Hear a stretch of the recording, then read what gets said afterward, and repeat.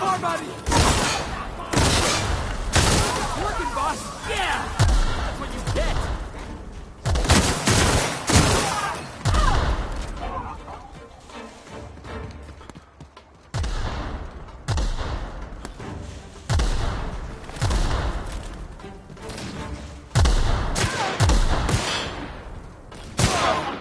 That's the last of him!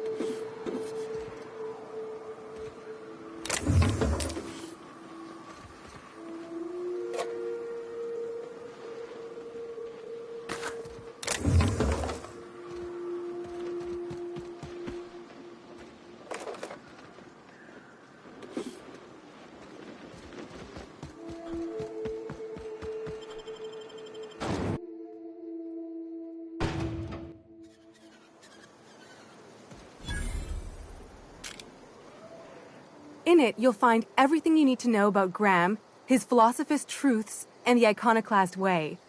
He wrote it himself, you know. Oh no, I'm so sorry. I keep forgetting we're out of pamphlets. Gosh, blast it. Why, we're the only free people in Halcyon. No corporations, no shackles, no problems. Oh, those are just hurdles. We deal with them as they come. You're welcome to stay with us, so long as you can earn your keep. Oh, sure. Graham's our founder. He taught us how to cut our own path in the wilderness. And I guess some folk have started following Zora's orders. You can think of those two as our leaders, but they're more like examples. We all ought to be more like them. Why, he's our founder. Graham taught us about philosophism. Through him, we came to the eternal truth. I'm glad you're asking, by the way. I hope you'll consider staying. Well, she's been with us since the beginning. I think she was our sawbones back then, but now she's more like our commander. She goes and finds people in the wilderness and gets them to come here. And she keeps us from being chewed on and whatnot. She's liable to take your head off if you screw up, but then she'll sew it back on for you. Graham's place is in the large building straight back. Zora's sometimes there talking with him, but usually she's in the triage clinic next door. Oh, Graham settled here a long time ago. Shoot, I wish I had a pamphlet to give you. It's all in there. I wasn't around back then, but they say a lot of the old MSI corporate folks died here. He calls it a spiritual metaphor, something about rising from the ashes. The new boy! Yes, he's quite clever. He took to our teachings very quickly. Last I saw him, he was headed into one of the buildings up the hill.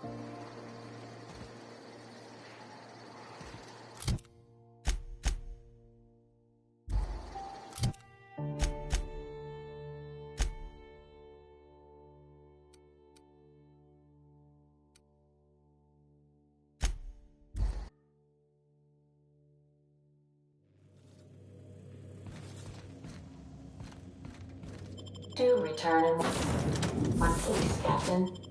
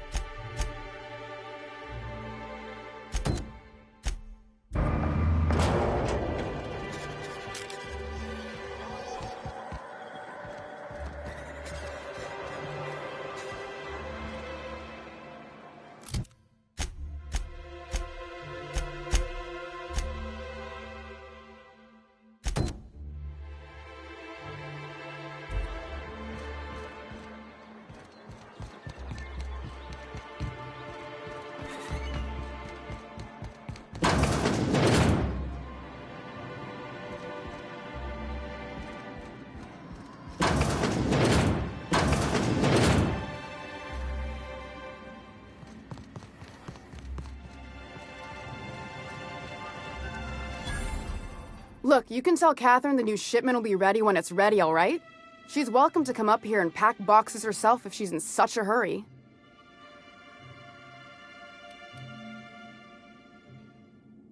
Did she now? Well, I can see I was mistaken.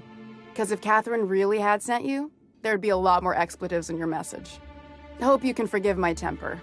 This job has been running me ragged lately. First, my autoloader foreman stages a walkout, and now my chief pescatological health manager is missing. Braxton. He's in charge of getting the fish fat, but also making sure they don't get too many tumors. He's a real wizard with pharmaceuticals, but he has creative notions of working hours. Comes with living in a free colony, I guess.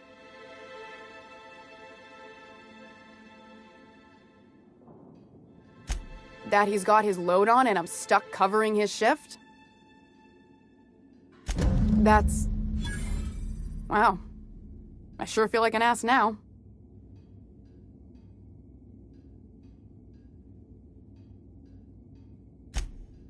Oh, sure. Because Monarch's just teeming with experts in the finer points of salt tuna health. Still, it's good to know what happened to him. And that I ought to start looking for a replacement. Something else on your mind?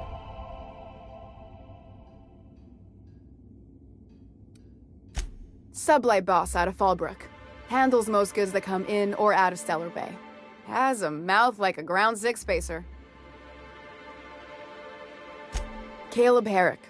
Runs the autoloader operators. He thinks I don't pay them enough for flipping switches and turning dials. He and his whole crew walked out. Say they won't come back unless I pay them more.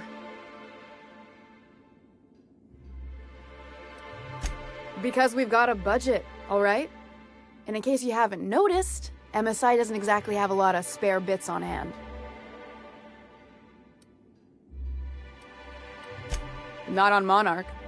Sanjar threw out the old work mandates and penalties. Sure, until your workers start making ridiculous demands. You mind slapping him around a little while you're at it? I'm joking. Mostly. Unless you can do it without hurting his job performance. If you can find a way to get him back to work, I'll make it worth your while. Check the yacht club. He's usually there.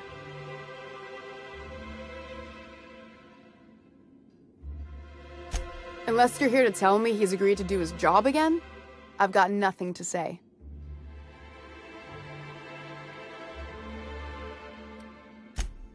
Hard workers? They turn dials and flip switches. The machines do all the actual work. Caleb and his crew have it better than anyone else around here, I'll tell you that much.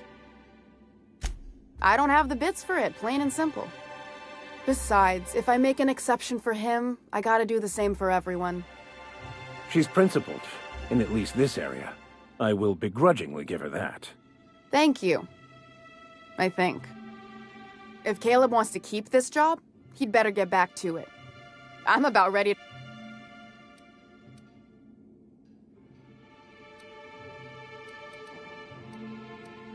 I don't even want to think about that. Or how far behind Braxton's loss alone is going to put us. Fine. Tell Caleb he and his team can have their raise, but I need them back here immediately.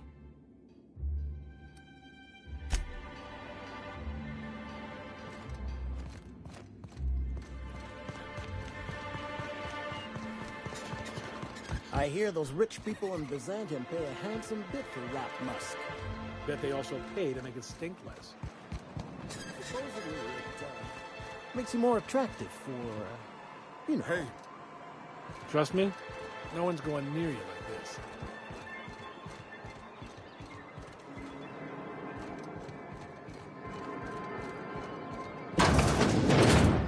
Could I get another advance, Mr. Nandi? Just make sure it's properly logged. I'll note it next to the others, sir.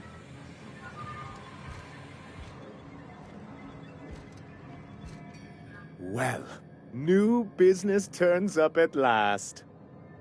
Celia, didn't I tell you our new statistics-based advertising model would be a hit? That you did, sir. How can yield improvements of 26.7% not quicken the pulse?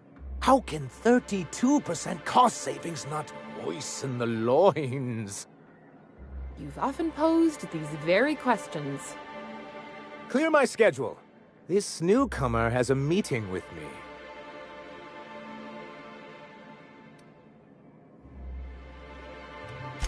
Celia, will you make a note of that for my self-review? Very generous. Noted. But not so generous I can't drive a good bargain. Now, who sent you? Rizzo's, perhaps? Or Auntie Cleo herself?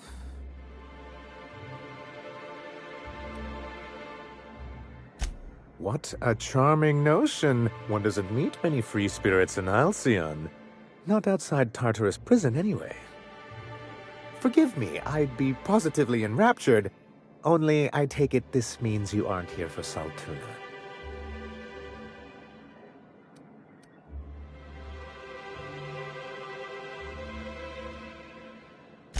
Yes, that's it. Channel your anger. I only wish I could do the same. I had hoped that livening up our advertisements with enticing figures would draw the other corporations back to our bosom, but it seems we're back to the drawing board. Because he's scared to go it alone. You need the board to hold your hand and tell you everything's gonna be okay. Ain't that right? Surviving alone isn't as easy as it looks. Thanks to the so-called hazard clause, Monarch has been cut off from the board's resources and protection for 10 years now. Now, we've kept ourselves in business by trading with individual corporations, but given the off-the-books nature of those transactions, such arrangements are precarious.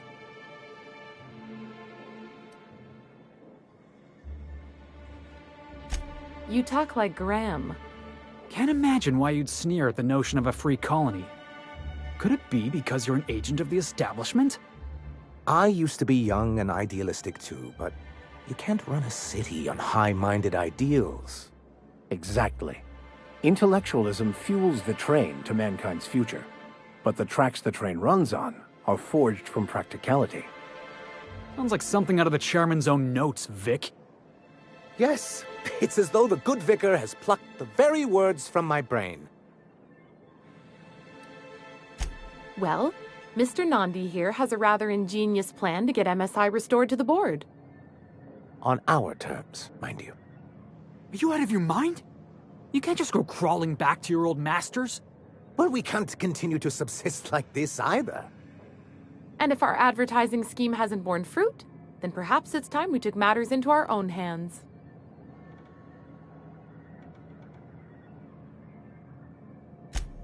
It's true, our Celia is an alarmingly competent middle manager. At any other company, she'd be wasted in data entry. The plan she refers to is a two-pronged approach, and the first part involves seeing Stellar Bay properly defended. Not long, but the devil is always in the details. And the salient detail here is a Bolt 52 cartridge. If you can get us what we need to rejoin the board, starting the Bolt 52, we'll be able to become one of the most productive and secure cities in Halcyon. And you'll have a powerful ally on the board. Why, one of the strongest defenses in Halcyon. An extremely powerful ordnance. I was starting to get bored listening to you until you said the phrase extremely powerful ordnance. It is quite the rush. I'll need to gather some supplemental materials, but I mustn't get ahead of myself. You do tend to do that.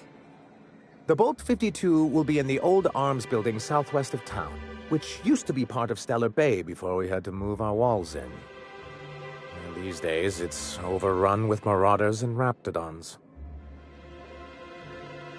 Do be careful. I've lost more than a few people to marauders and raptidons out there. Oh, and while you're at it, there should be a terminal in the arms building with some dangerous information. Perhaps you could delete it so it doesn't fall into the wrong hands. What can I do for you? Hiram? Why, he's probably still out at Devil's Peak. Not that he's had the courtesy to notify me, at any rate. You'd head south along the road and look for a mountain to the west. Not that I'd advise it. It's a terribly dangerous trek. But if you insist on going, I'd recommend taking a local guide. Nyoka would be a prime candidate.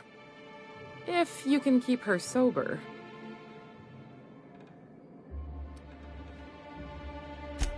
I see. And was his delivery of the MSI authorized greeting up to snuff? Well, that's excellent. I'll see that your feedback makes it into his review. What else can I do for you?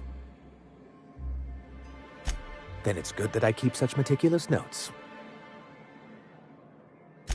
I've asked myself the same thing many times, especially seeing as the legal mechanisms we employed were part of the board's own bylaws.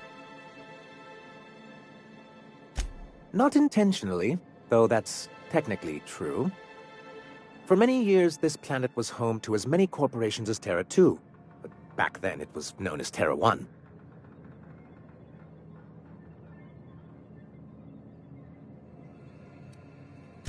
Really? I always thought they were refreshingly straightforward names. After all, the whole point of terraforming was to make them Earth-like. Here, though, the results were mixed. And as the other corporations began to tally their losses, they decided to pull out.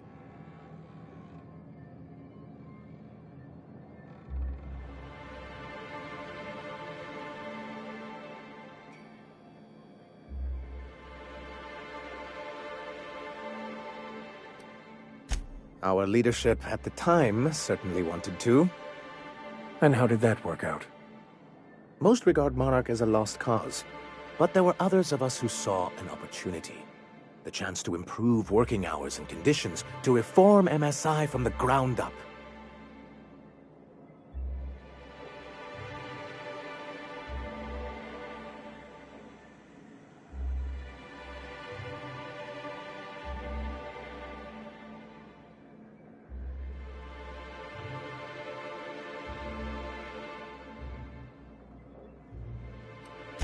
Nonsense! They're good business sense. Exhausted, sick, and malnourished workers are not productive workers. Even a cursory review of the data bears that out. Anyway, we learned of a loophole in the corporate bylaws that would allow MSI to claim ownership of the entire planet once the other corporations pulled out, creating the perfect environment for us to enact these new reforms. That's what I thought. But the senior executives laughed in our faces and insisted we'd be relocating to Terra 2 along with everyone else.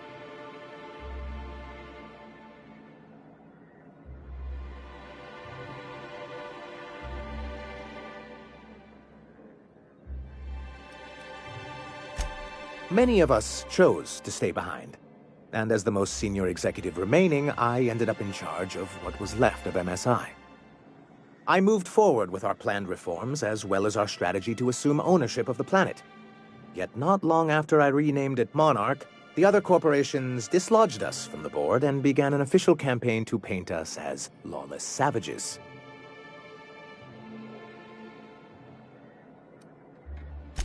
I don't know. Everything we did was legal and above board. We followed their rules, and yet they still found reasons to declare us outlaws.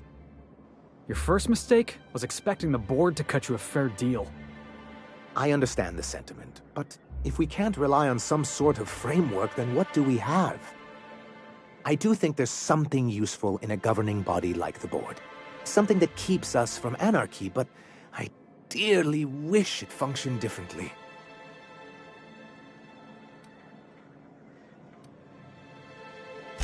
He and his followers call themselves the Iconoclasts. Lawless anarchists, all of them. If anyone on Monarch deserves the reputation the board's pinned on us, it's them. I will admit, I am keen to meet their leader. Well, be careful what you wish for. Graham has a habit of ruining everything, and everyone around him.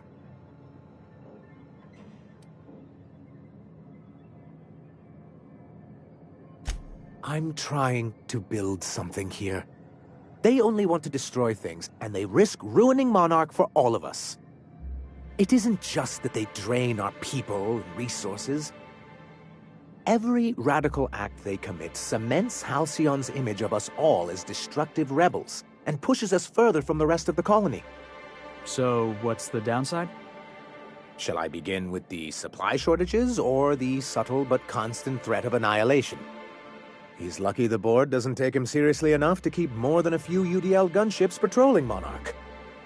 An Earth Directorate assault cruiser would change his tune. It's almost a shame we haven't seen one around Monarch in a long while.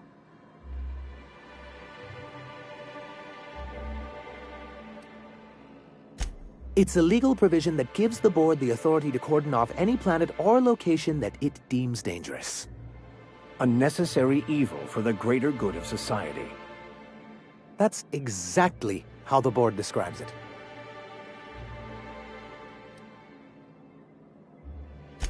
Monarch may be dangerous, but it's hardly the wasteland the board describes it to be. Whatever the board's goals, the greater good has little part in them.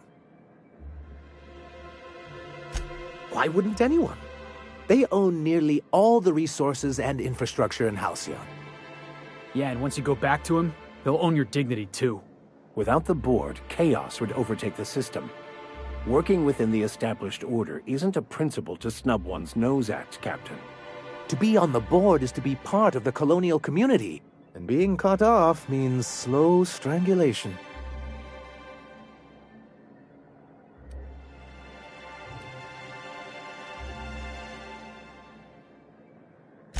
I fear the MSI citizens who've been dissolved into Raptidon Cud would disagree with you.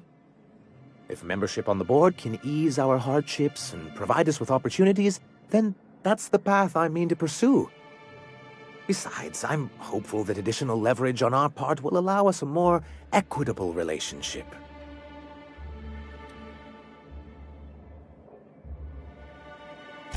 I've discovered it's much easier to negotiate from a position of power. And I don't mean to leave MSI or its people at a disadvantage. My hope is to maintain the reforms we've managed here, and who knows? Perhaps once we're restored, we could spread them to other corporations. What can I do for you? Greetings, and welcome to Monarch Stellar Industries, producers and purveyors of the finest salt tuna in Halcyon. What can I do for you today?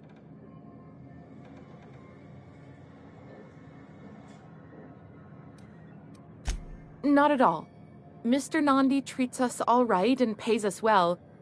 I just spent most of my paycheck on Raptidon acid.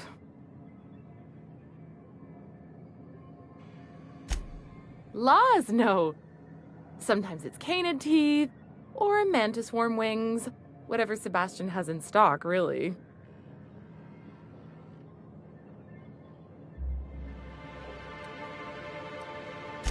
So I can talk to him, of course. He doesn't get going about much else. Sort of the strong, silent type. Unfortunately, my apartment's kind of filling up with his stuff. And some of the neighbors are complaining about the smell. I couldn't. What if he says no? Hey, maybe you could ask him for me. I mean, a no would still be bad, but it won't be quite as embarrassing if you ask. Oh, Mr. Nandi's doing that thing where he breathes through his nose real slowly. I'd better get back to work. He doesn't talk much, but he's got this quiet intensity, you know? Like there's stuff going on inside his head that you have no idea about. Plus, he's got great legs. It's hard to find a man who doesn't skimp on lower body exercises.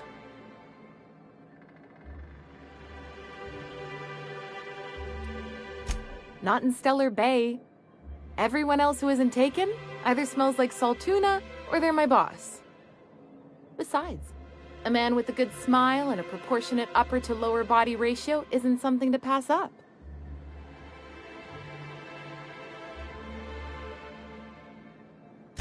You think that's what I'm looking for? You're funny. Sorry, sometimes I get carried away.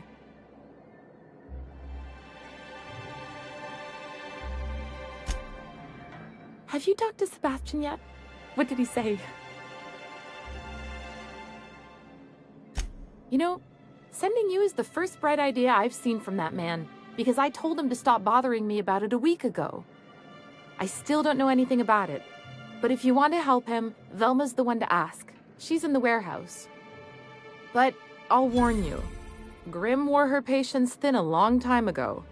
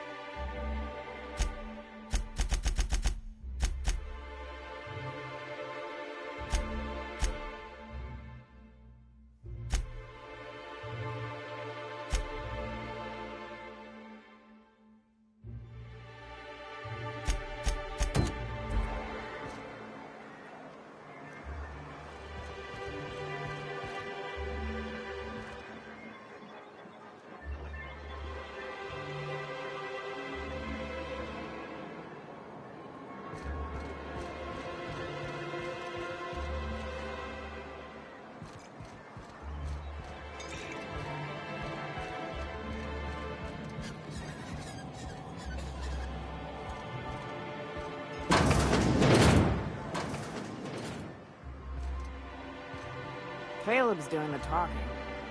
Talk to Caleb. He speaks for all of us.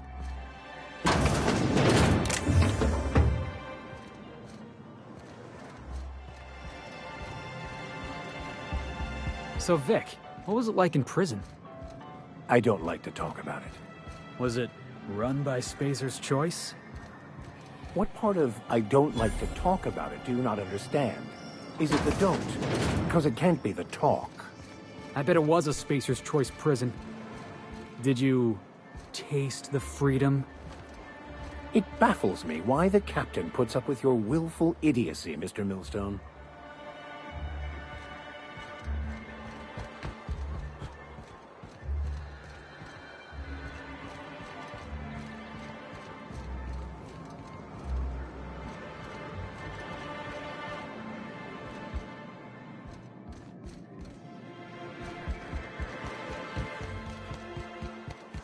Poor Braxton. I don't want to think about it. Eaten by cannibals? What a way to go. I put up with the constant stink of fish because I don't want to think about what's outside those walls. I know. Just imagine if they fell. It'd be Amber Heights all over again. That's it. You owe me your month's ration of Debilorol.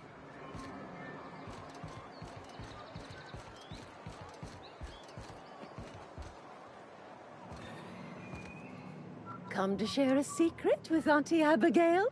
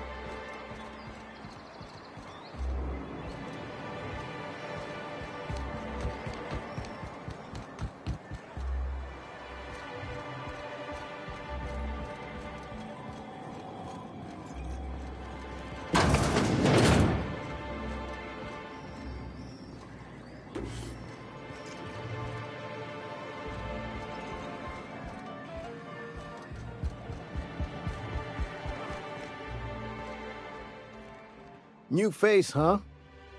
You from Offworld?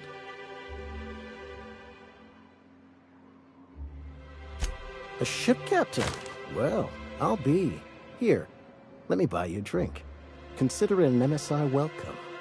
Why don't you grab a chair, sit a spell and revel with us?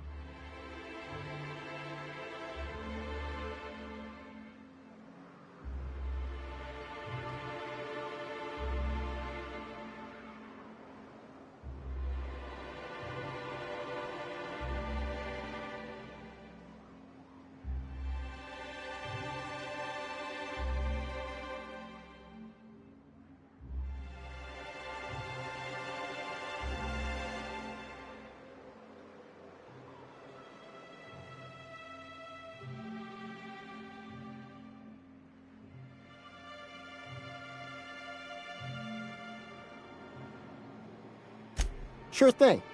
What did you want to discuss?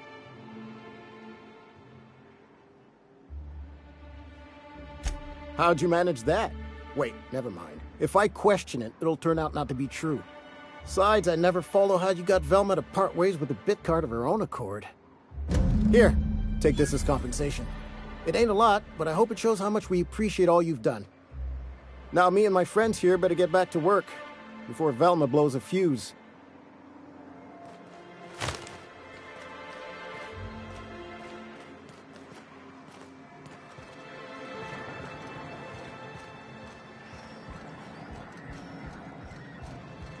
How does it feel? How does what feel? Serving an instrument of corporate supremacy? Let me hazard a guess. You're talking about the church. Isn't it true the OSI is just a cog in the machine of oppression? I'm glad you're asking questions, Felix. Curiosity is the foundation of the Scientician faith. Don't try and convert me, preacher.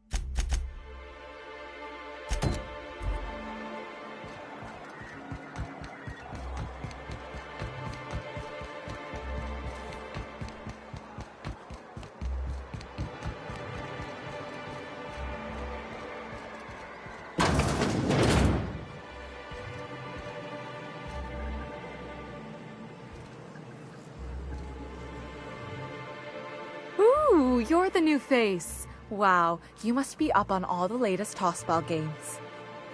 So who do you follow? Wait, don't tell me. You look like a Hammersmith Thunder fan. No, Glacial H. Mammoths.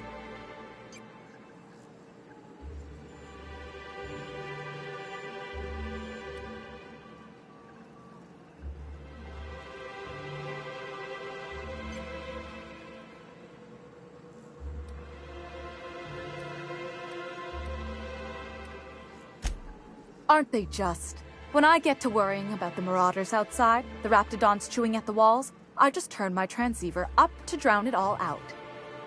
Most of the time it's static on account of the frequency being clogged up, but sometimes it's tossball. You get to listen to games all day? Stellar Bay really is a paradise. It's pretty swell, but it's a whole lot better with company. Say, I don't think I've seen you before, and I'd remember that face. I'll try not to be a stranger then. Name's Felix, by the way.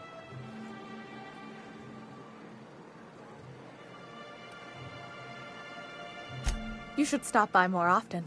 The games are always better when you've got someone to celebrate with. Sounds like a good time. I wouldn't mind bringing a couple drinks and settling in for the pennant match. Look at me, getting carried away again. So, what can I do for you?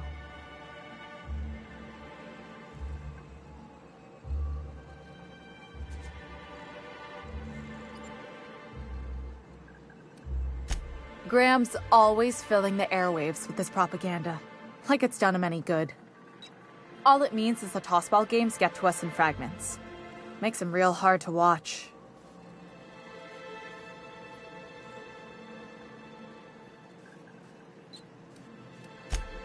Poor Isaac. I was wondering why I hadn't seen him in a few days. I'd really like to help. Isaac was a sweet fellow, even if he did have terrible teeth.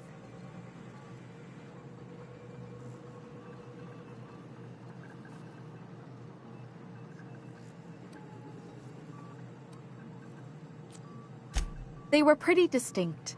Monarch doesn't exactly have a thriving dental industry, and Isaac seemed to get stuck in all sorts of bad habits, dietary and otherwise. Sometimes he'd drink purpleberry punch by the liter, other times he'd keep betting on a losing team, started owing the wrong people money.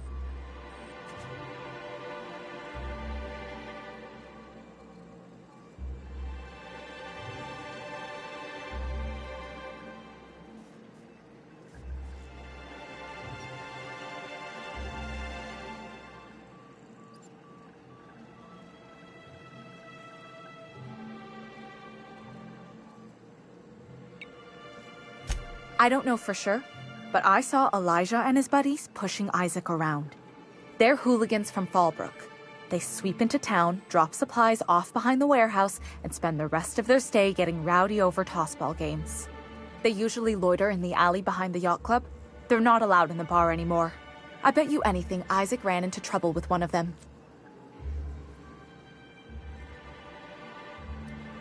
Good. Someone's gotta. Mr. Sanjar will be pleased to hear about it when you're done. I know he gets fed up with the Fallbrook bullies, but there's not much he can do.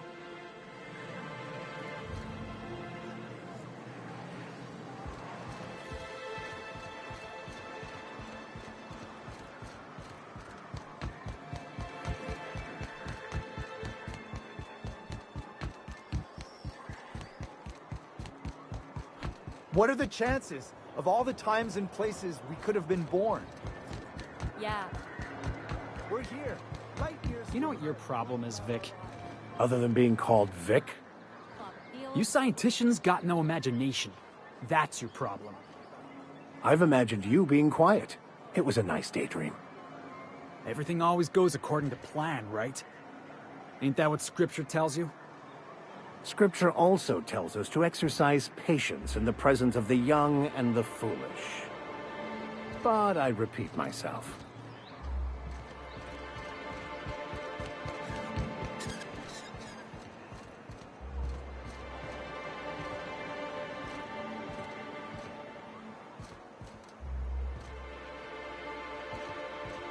Who the fuck are you? This ain't your alley.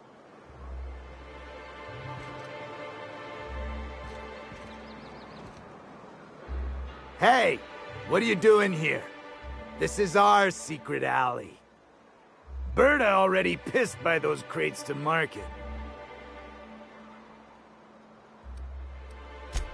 Listen, that purple-toothed twerp had it coming.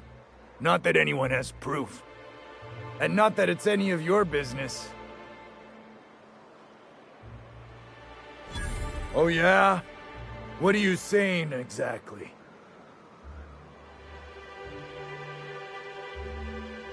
Wow. Most of the pencil pushers around here cave as soon as you look at them funny. Fine, we're going. This ain't worth it.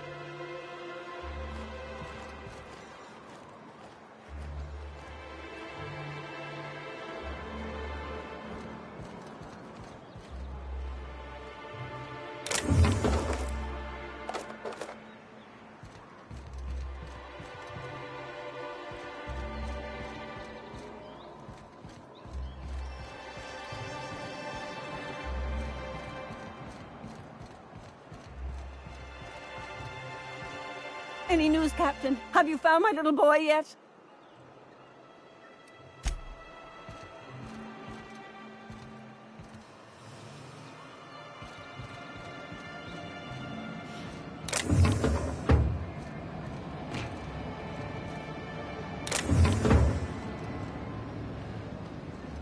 Quietly now.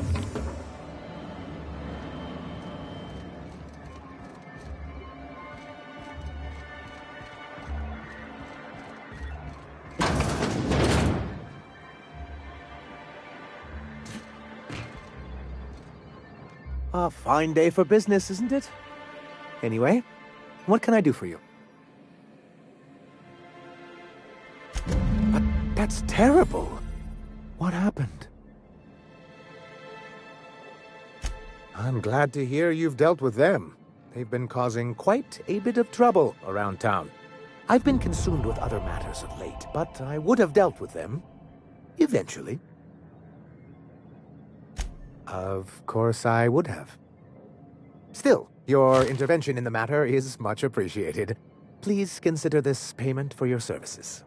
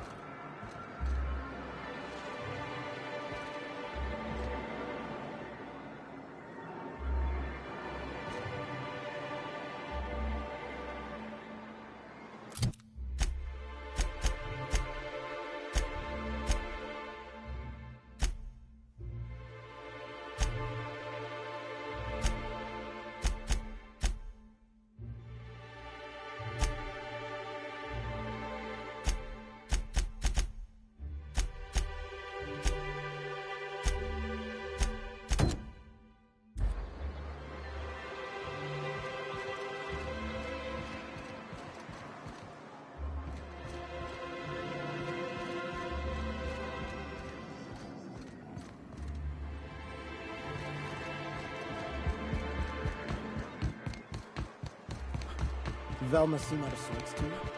She's always cranky. No, I mean, more than you.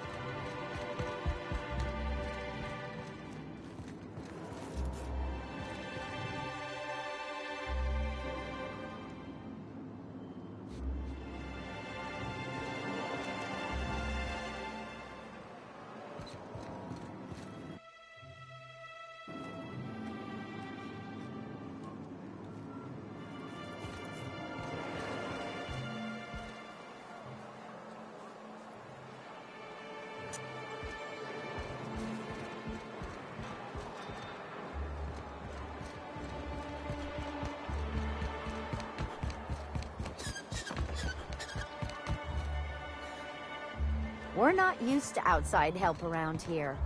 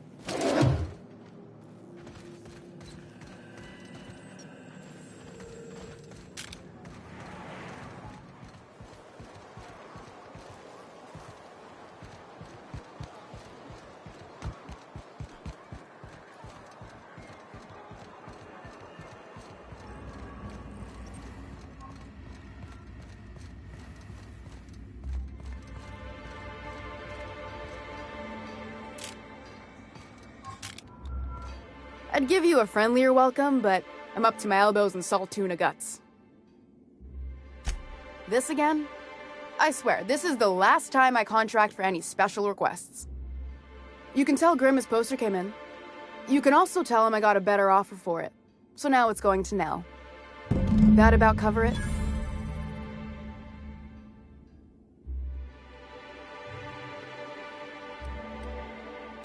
No. I paid Sublight for it. So it's mine. And when Nell pays me for it, it'll be hers. Grimm may have asked for the poster, but it's not his until I take his money.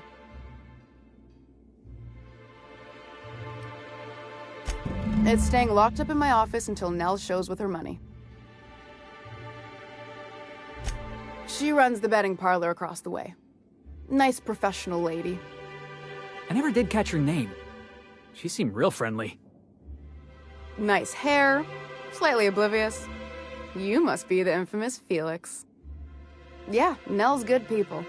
You should catch a game with her sometime. She asked me about the poster once. Just once. Made a real generous offer, too.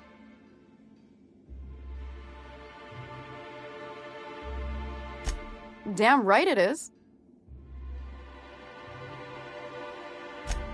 Sure can. If you want to pay me more than Nell's offering.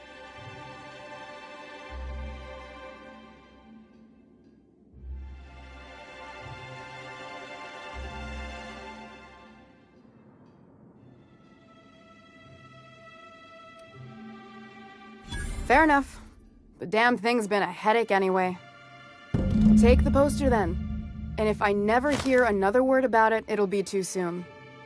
Something else on your mind?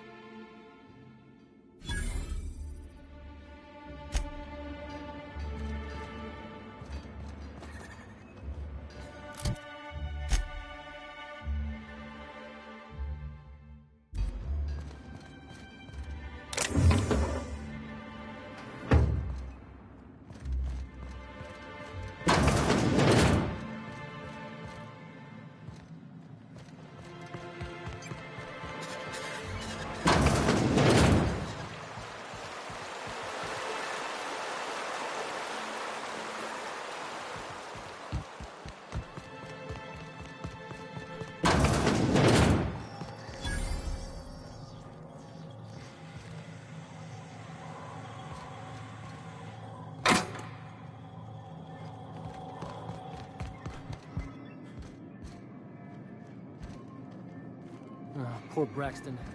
just when I thought things couldn't get worse.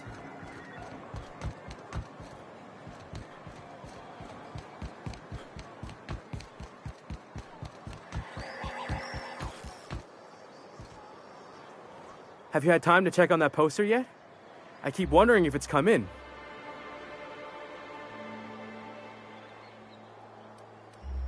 Sorry, I just get so excited, and I always feel like I miss everything that happens in town while I'm up here. Would you look at that? The Rizzo's logo is nice and bright, and you can still smell the ink on Mr. Holcomb's signature. I can't thank you enough. Still, you can have the bits I was going to spend at the bar this week. And you know what? Take my old tossball blocker, too. Never get the chance to use it these days. You think maybe you could get some of your friends to land here, too? Gets real quiet.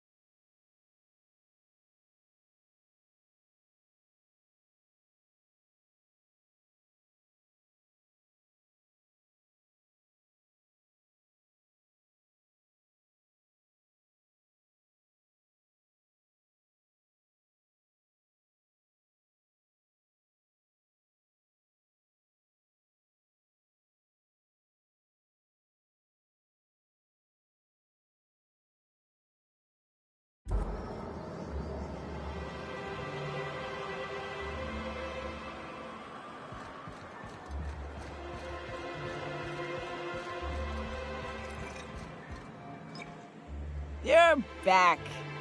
Good news? Bad news? All of the above?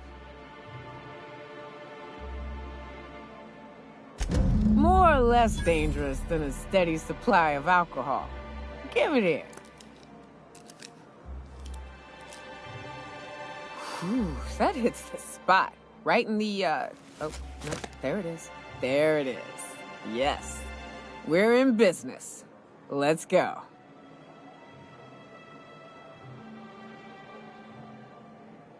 Great. Where to? Oh, Hiram? I ain't checked in on that man in an age. He's running the giant radio tower we lovingly call Devil's Peak. We'll be going south and west, mostly along the road till we're past Fallbrook. Out there's a western slope that'll lead us through some fun. You like hunting, right? That's fun. If you're more of a spelunker, Rotting River will take you into the mountain caverns. We can discuss options when we get closer. That said, 3's already a crowd. I don't mind waiting somewhere until you got a spot open.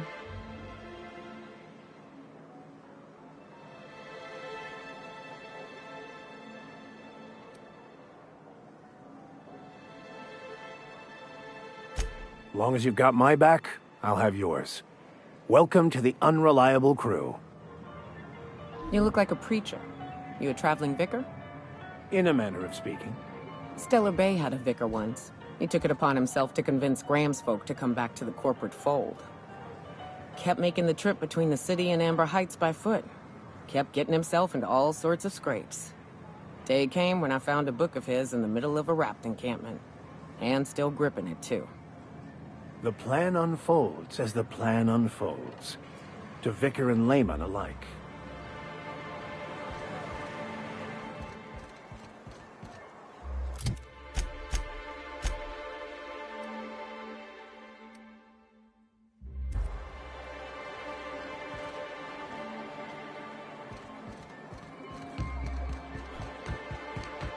No one saw me trip over that, right?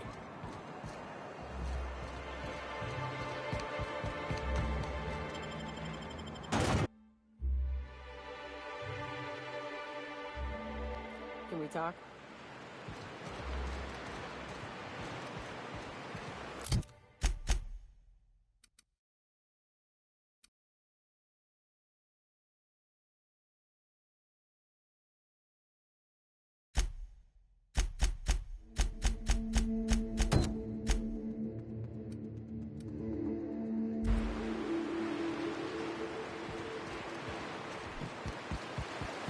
Hold on to your hats, children.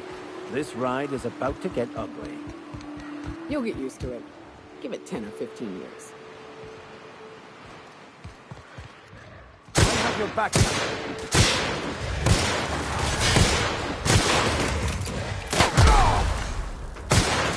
Never anger a man of the cloth.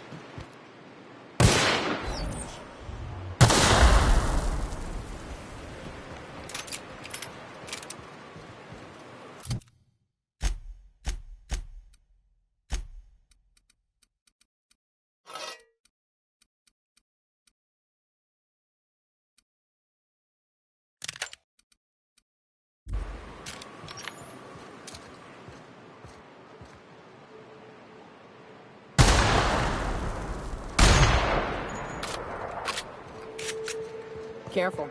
Only things you'll find in the ruins are liable to shoot you or eat you. Or both. I believe this place has seen better days.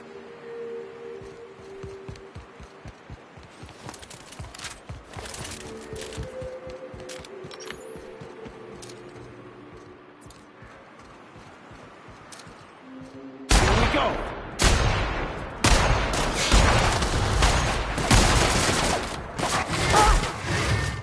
Sometimes violence is the only way!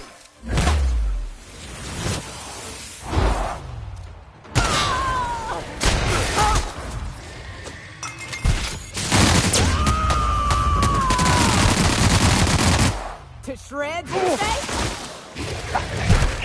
Well done.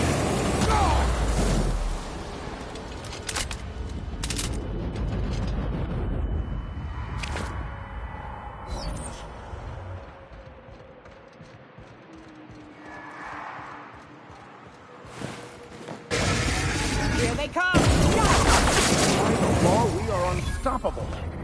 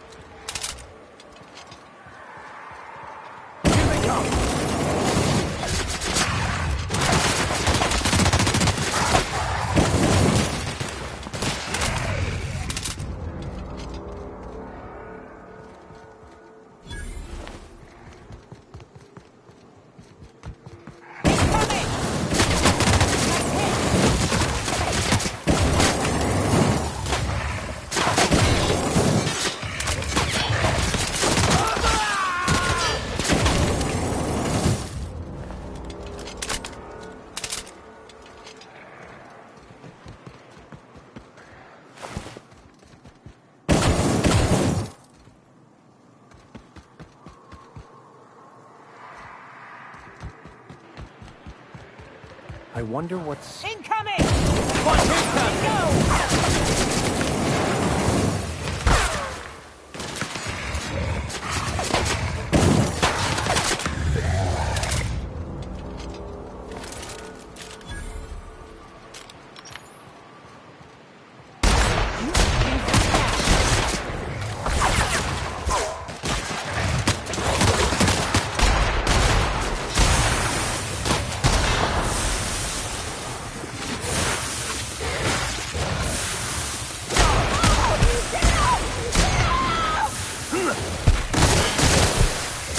Everyone all right?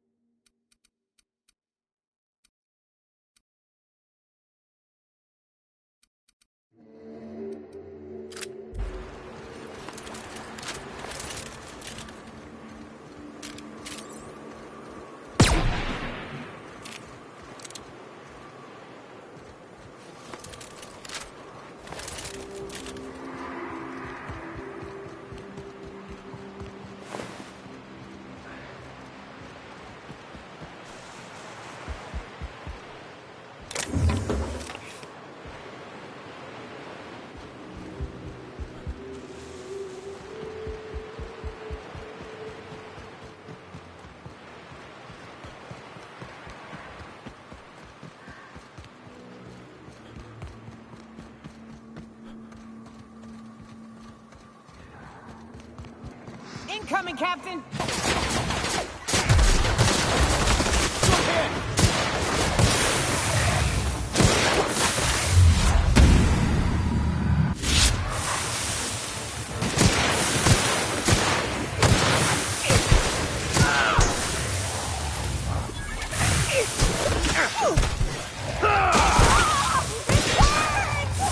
Well done. We're still alive.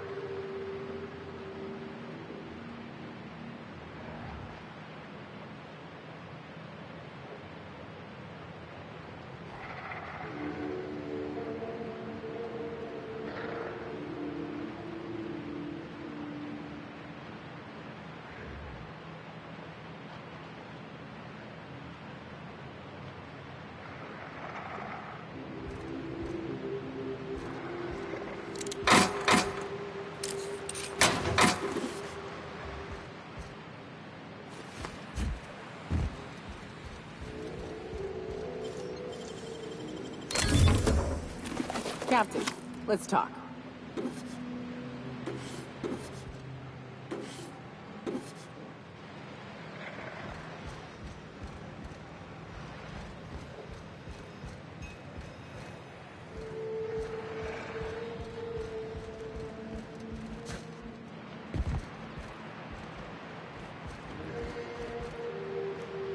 Hey, got a favor to ask you. Figure while we're out here in the wilderness anyhow, we might stop in on an old friend of mine. Preferably before we get to Hiram's. It's on the way, don't worry. You don't seem the type to run off and get yourself killed, and I could use the help.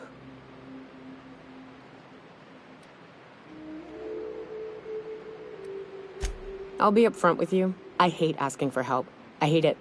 Every time I give someone the opportunity to disappoint me, they seem to make it their most immediate goal.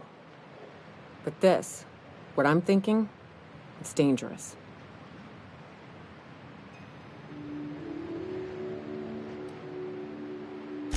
Nothing we can't handle.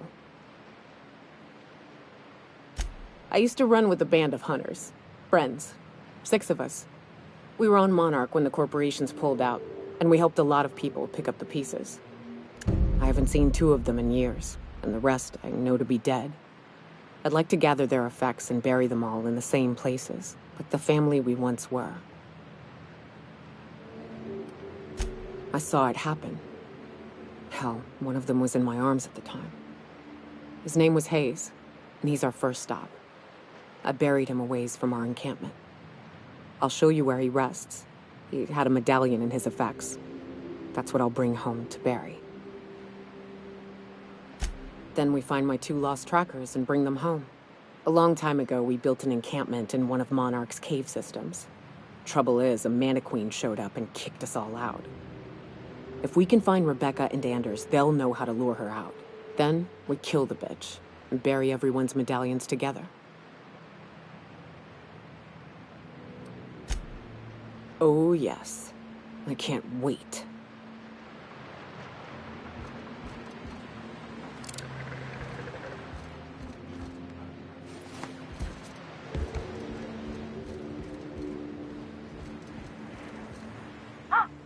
Hello? Hello? I hear Boots out there. Wait, can Raps hear Boots?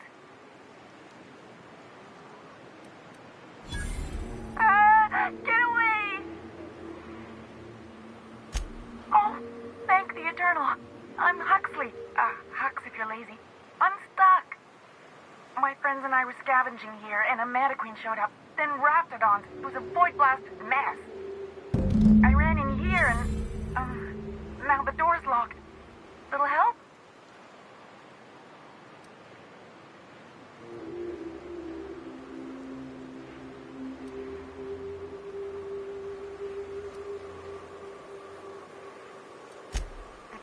Than it sounds, all right? Next time you get chased by Raptidons, you let me know the rationality of your decisions. Phew. Thanks, mister. My buddy had a key, but I ain't heard him in a while. He locked me in here and took off. Probably got munched. So look for a dead guy, I guess. Or a rat. Maybe it's in a rat belly. Gross. Oh, much obliged. Ah, phew. Thank you so much. It was getting all stuffy in there, and I was getting a mite lightheaded, and I think maybe I was gonna die. Now I'm out here, and I'm headed back to Amber Heights. Still landing yourself in trouble, eh, Hux? Oh, hi, Nyoka. You mind giving me an escort back home? Oh, you're traveling with someone. Never mind.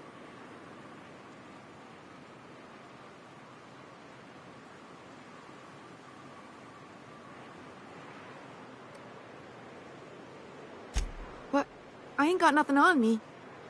How's about a heaping helping of appreciation and respect?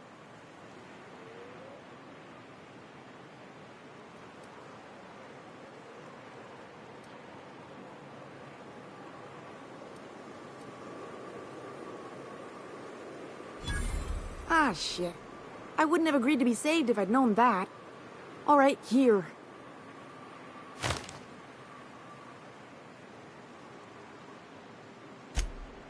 Oh, sure, I'm a runner. I'm used to getting all dizzy and... Hey, who's your identical, slightly blurry friend?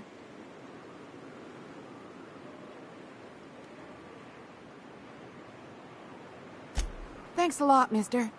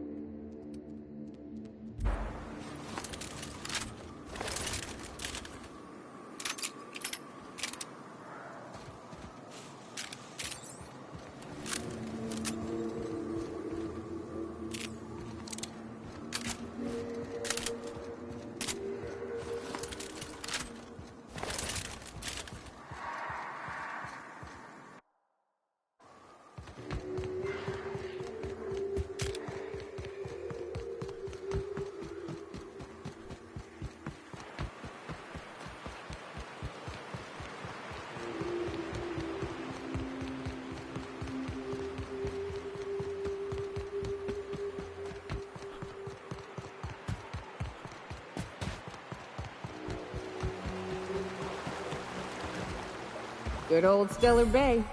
Only place on the planet that don't stink of sulfur. On account of it stinking like fish instead. The trick is not to breathe through your nose.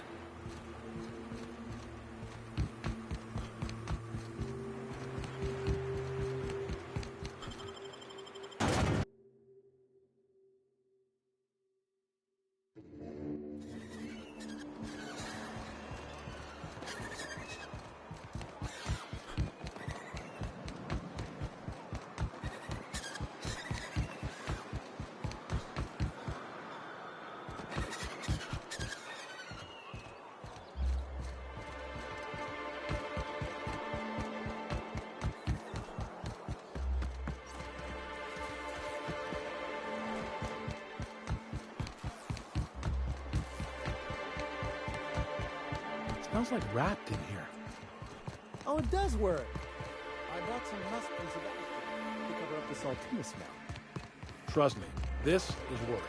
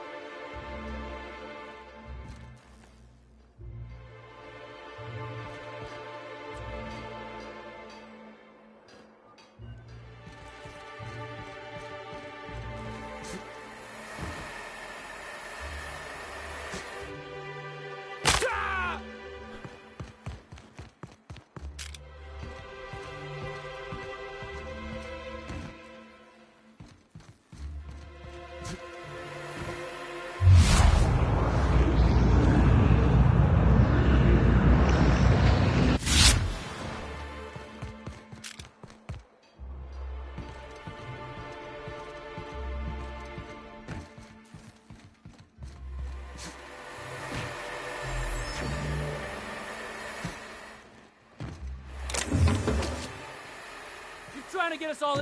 What do you think you're doing?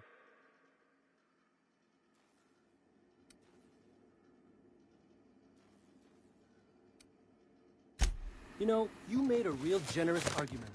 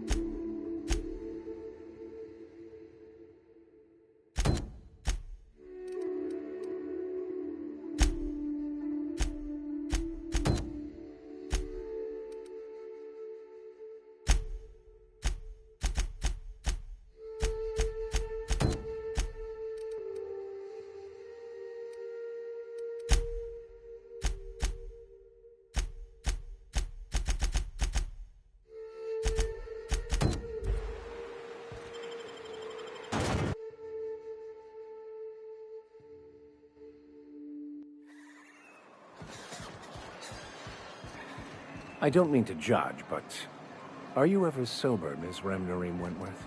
Only when I got a job to do. And even that ain't a guarantee.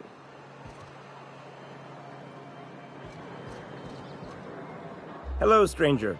Can I interest you in Raptidon tongue? Or maybe some canid toenails? You look like a man who's looking for some mostly fresh animal parts? Sebastian, you ever get your hands on those pheromone sacs? Manipillars ain't gonna hunt themselves, you know. I must have hunted a dozen, but I couldn't find a single sack on any of them. Must be looking in the wrong place. Manipillars ain't got pheromone sacs. I just told him that so he'd stop asking me for advice. At least I'm getting a good haul of claws in the process. You're in good hands, traveling with Monarch's top merc. Still, if you want any rat glands or manticlaws, I've got you covered.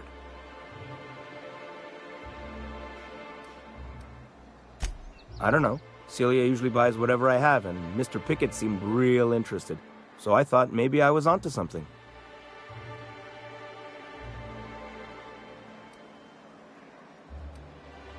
He came to Stellar Bay years ago, just before the board cut us off. Ended up stuck here. He was always real interested in our monsters. Mantiqueens, especially. I kept telling him he was a fool for chasing Mantiqueen tail. Anyone looking to get familiar with a queen is liable to become the bitch's supper. Oh my. Well, I hope he's all right. Haven't seen him in a while.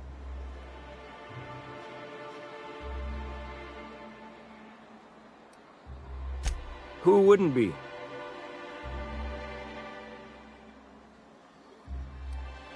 He kept talking about collecting a queen to take back to Terra 2. Didn't make no kind of sense to me. Mantiqueens won't let you collect them. Sure, they're real big. Hard to miss them. Well, I could send you to the same place I sent Mr. Pickett. But I haven't seen him in a few weeks. To tell true, I'm starting to get a bit worried about him. Tell you what, I'll tell you where I sent Mr. Pickett if you promise to look for him. Help him out if he's got himself in trouble. Fair deal? All right then. Leave town through the southern gate, the one right here, and head past the abandoned ruins. Past the ruins? That's Manta territory, all right. My professional opinion is that we leave that idiot to his well-deserved fate. Last Mantiqueen I saw was in the wilds out that-a-ways. Could be Mr. Pickett still out there, too.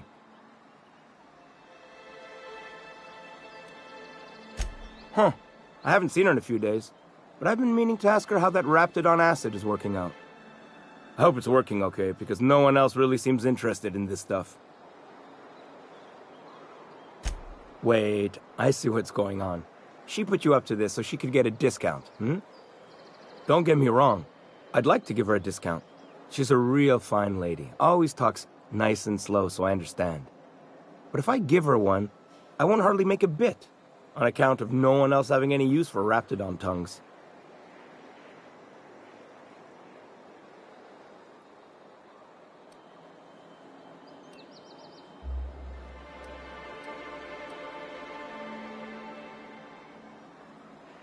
You sound pretty sure. And she is awful nice. Okay, I'll do it. Once her shift ends, we'll go someplace nice. Maybe to Chef Raymond's.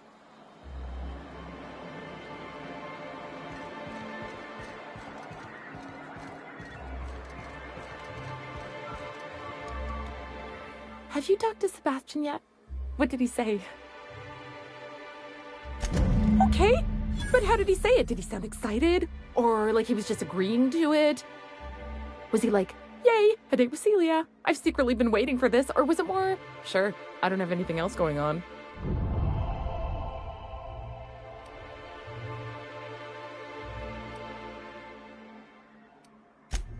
Oh, I will. Now I've just got to figure out which jumpsuit I'm wearing and how I'm fixing my hair. Or maybe I should go with a casual look? Ah, look at me going on. I'm sure you've got other things to do, and Mr. Nandi's giving me that back-to-work look. Anyhow, thank you. You should know you're getting excellent reviews from across the company. What can I do for you?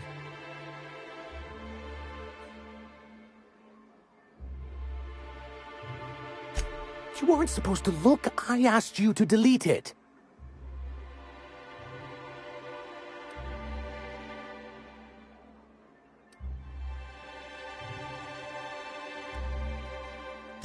Yes, but then you would have known. This has been my albatross. The great shame of my career.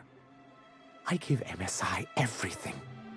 My work, my youth, my left kidney, and for years, I was a joke to them.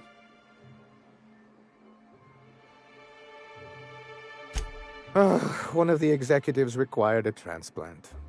I thought volunteering to donate might improve my prospects. Apparently not.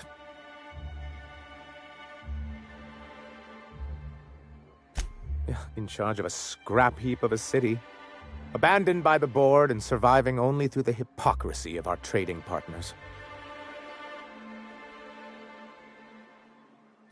I hadn't thought of it that way.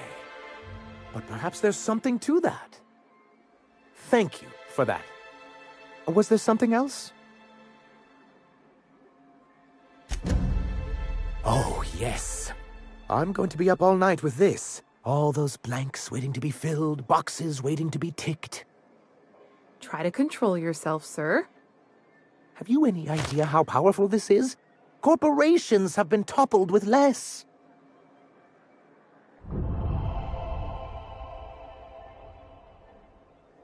What a question! Bureaucratic micromanagement is the only way anything gets done in Halcyon, and proper documentation is a key part of that.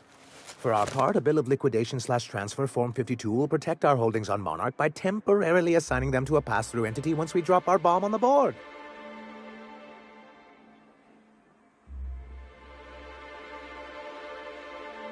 Sort of. Really, we're just going to blackmail them into offering us a seat at the table. But really, whatever gets you excited about the idea? It's definitely a firm middle finger. I have reason to believe that one of the other corporations is operating on Monarch, illegally and in secret. Mr. Nandi may be correct. If the masses learn that the board disregards their own ordinances, it'd give rise to dissent. MSI could use this information to their advantage. If we can find proof, I can use that as leverage to encourage certain powers that be to accept our Bolt 52 and reinstate us on the board.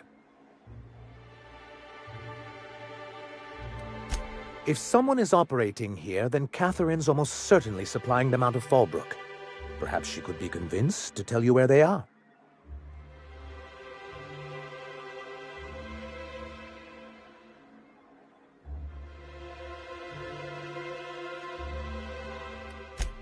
That's part of the problem. She has certain ambitions for Stellar Bay, and I fear my asking her would give her the leverage she's been looking for. Don't get yourself worked up, sir. It's perfectly natural to have a healthy fear of her. We really don't need to discuss this now, Celia.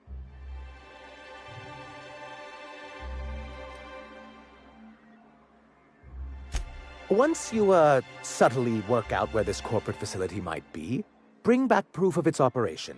Maybe some nice letterhead. Or someone working there. That would do it. A foolproof plan if I ever heard one. I'll leave the execution to you.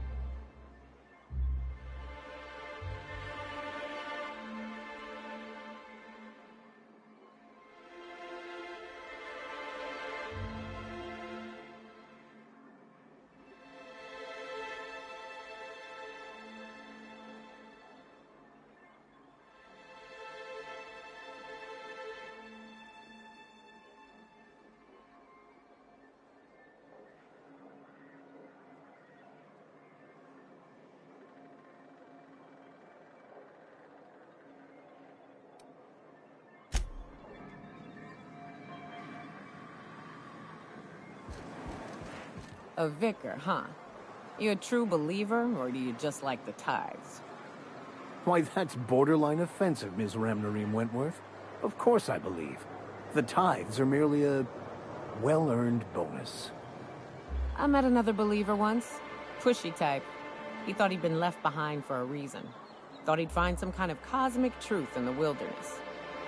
Got himself infected by a mantis and drowned in a sulfur pool. Some truth. Can't get more brutally true than survival of the fittest. But don't mistake us all for blind fools.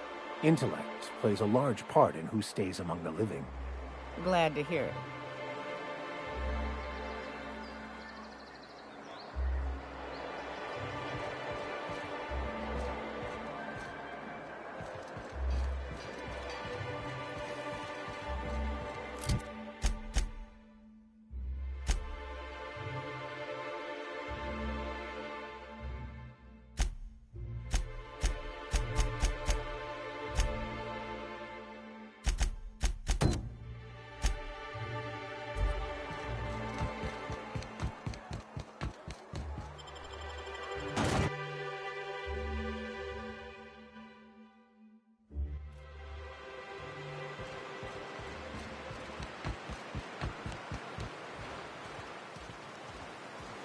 If I hear you say survival of the fittest one more time, I'm gonna lose it. Survival's about persistence and luck. So weapon proficiency and adaptive skill play no part whatsoever, in your mind. If it does, it ain't enough. I've gone and outlived the best hunters I ever knew. It is neither luck nor random chance. At times, destiny may not seem fair, but there is a reason for life events, even if that reason is not a big mistake. We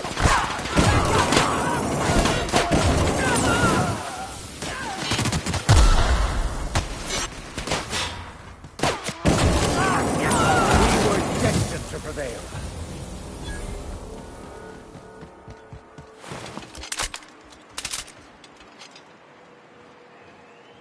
Where were we? It is neither luck nor random chance. At times, destiny may not seem fair, but there is a reason for life events, even if that reason is not immediately obvious. Please. Nature's only got one reason for death. To feed the one still standing.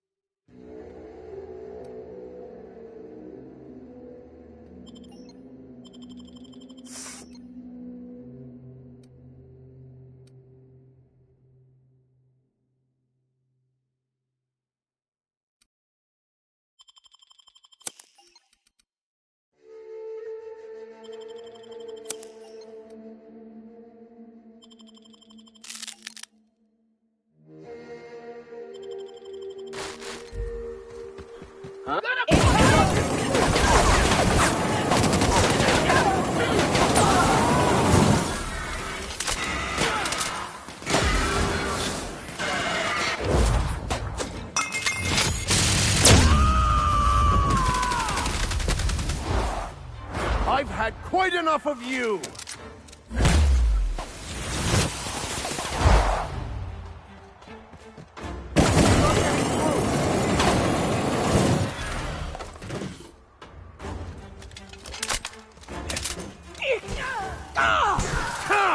the last of them.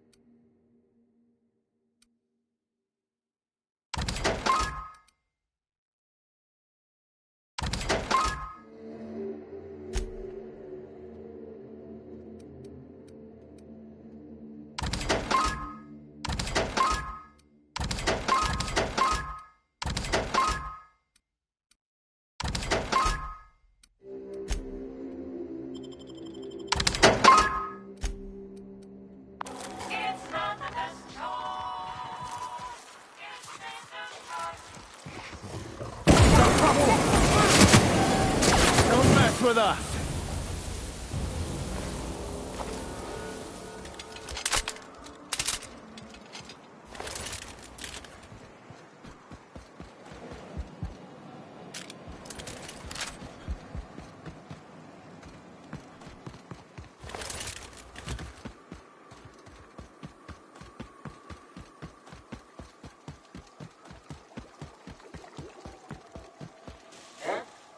Huh?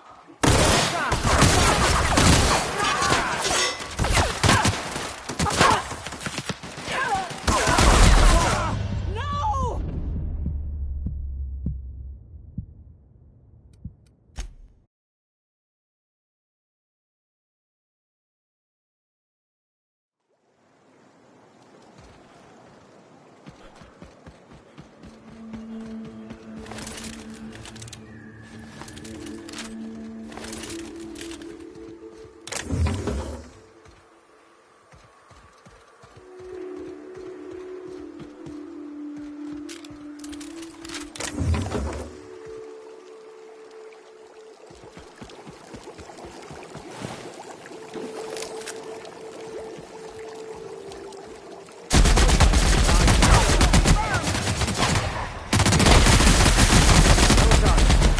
We are victorious.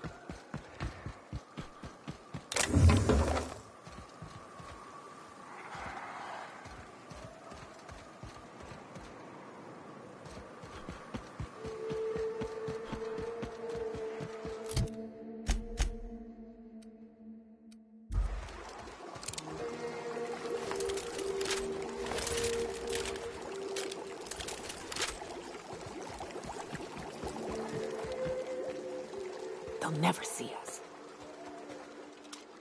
A fight!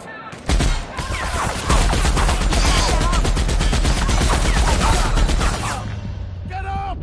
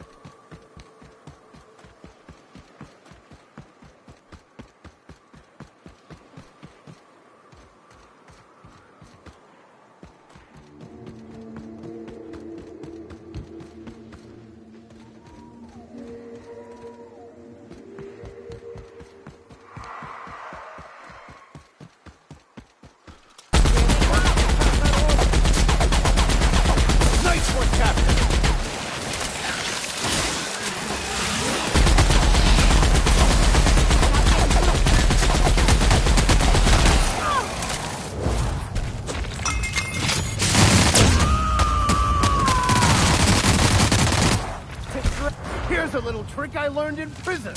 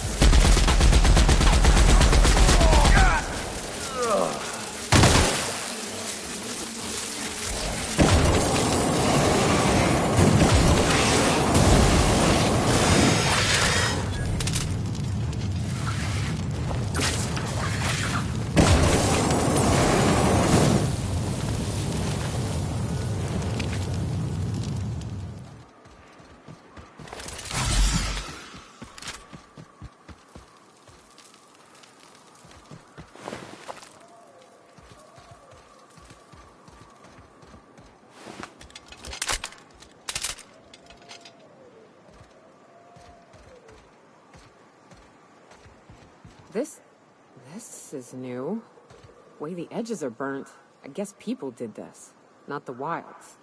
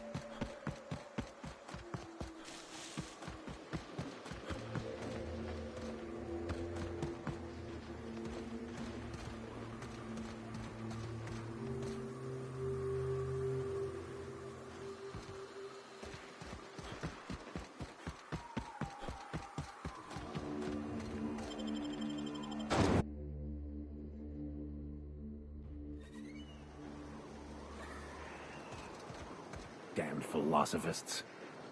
The folks in Amber Heights always manage to find a bottle or two of the good stuff. Keen scavengers, I tell you.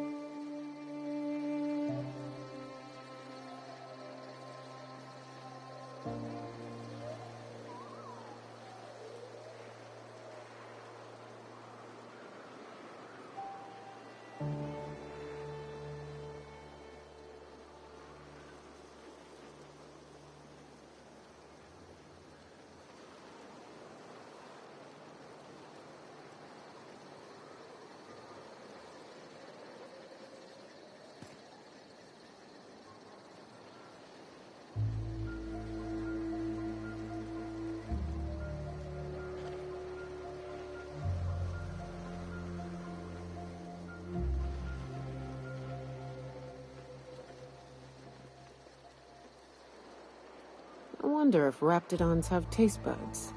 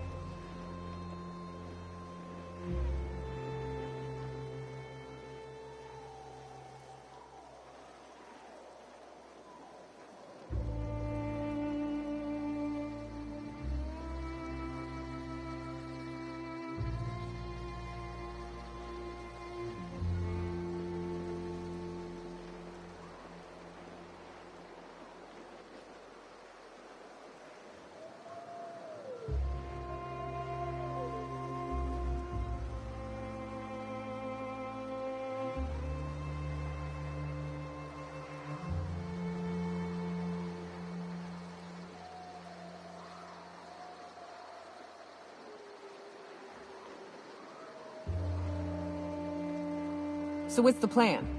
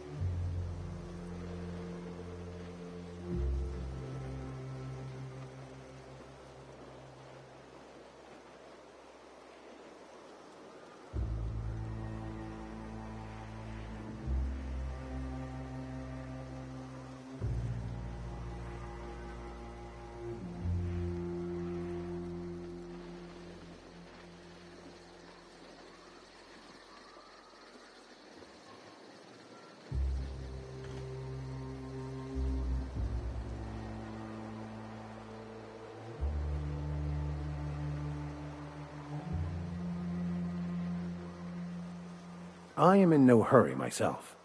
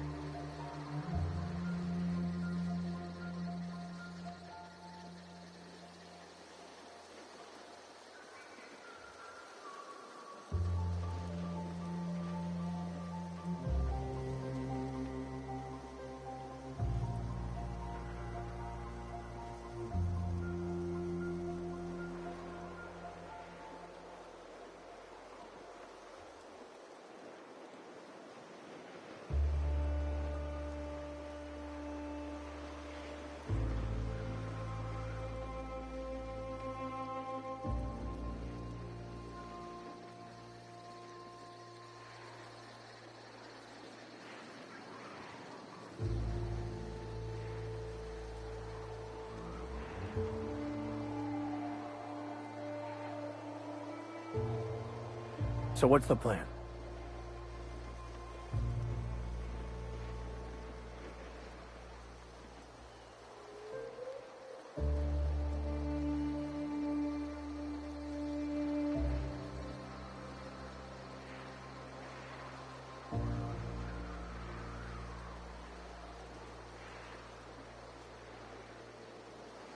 I ought to mention, the Iconoclasts are loyal folk.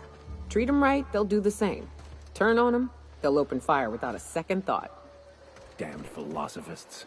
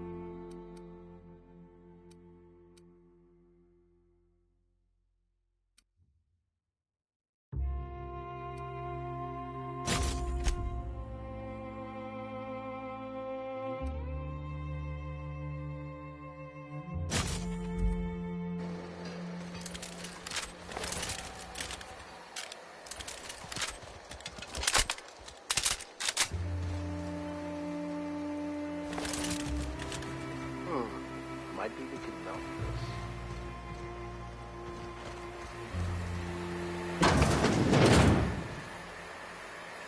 this. Ugh, stomach.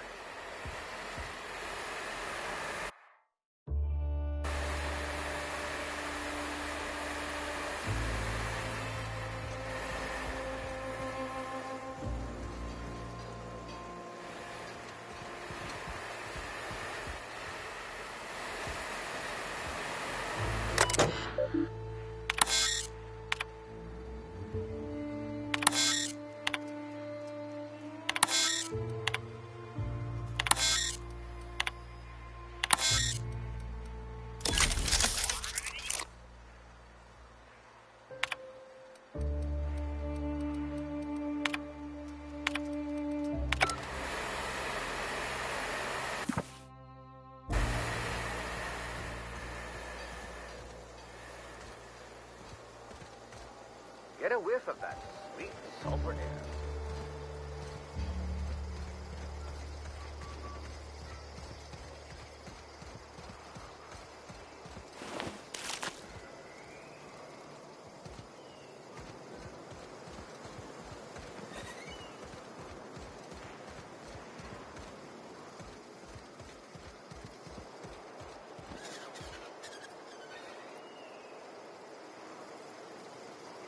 This armor itches something awful. Hmm?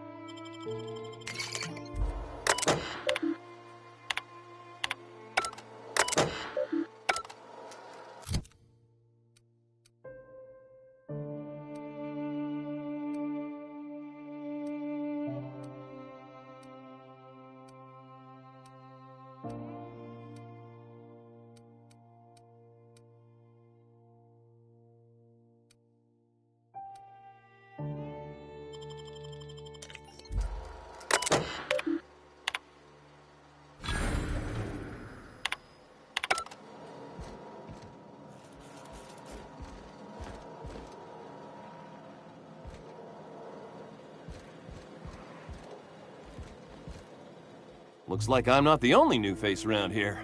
What do I call you, stranger? Welcome to Amber Heights, Captain. Call me Tucker. You here to join the Iconoclasts? Help us free this world?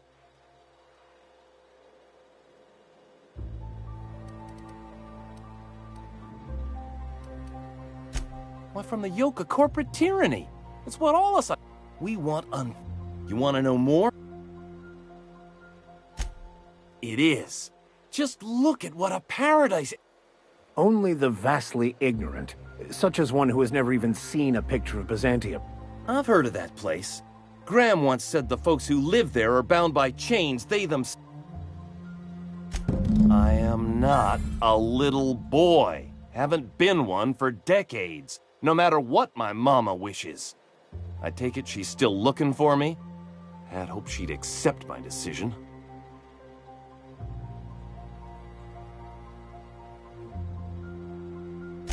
According to her, stepping foot outside of the house in broad daylight is too dangerous. My entire life, she crammed a fear of danger down my throat. Don't go play with friends. Mantisaurs will tear your arms off. Don't leave the city. Raptidons will spit acid on your face. Marauders can violate you. You'd fall in a sulfur pool. I stuck around way too long, ruled by her fears. I'm 42 years old, but she still sees me as a little boy in need of her protection. I won't stand for it, I tell you.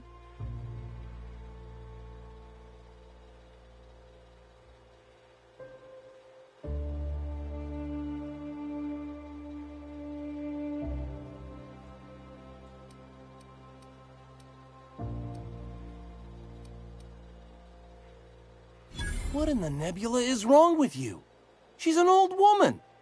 You'd threaten my flesh and blood just to get me to do what you want?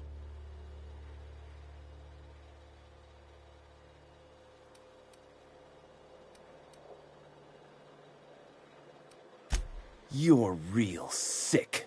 Sure, she drives me crazy, but she doesn't deserve anyone getting violent with her. Look, I'll go back, all right? Just don't hurt her.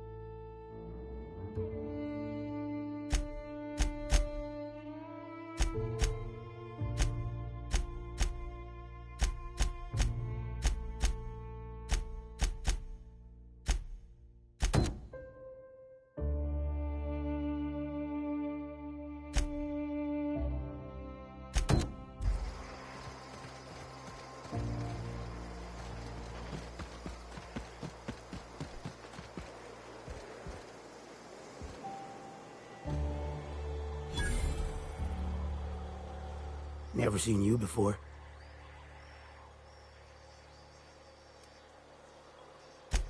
Not for me. Maybe for you. Come out here looking for some better life, kid?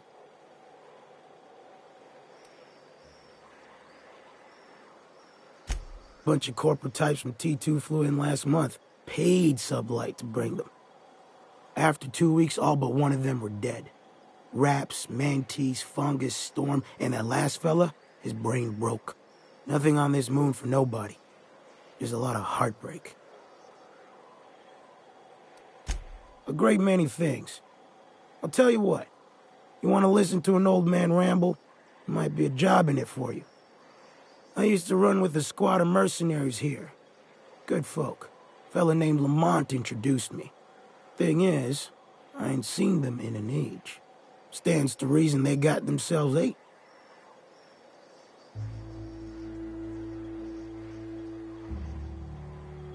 Mostly we protect the folk from the beasts here. If it spat, scratched, or stung, we'd kill it for you. So long as you had the bits. We split ways around the time this twice-fucked moon got abandoned. Thing is, I got myself some fond memories.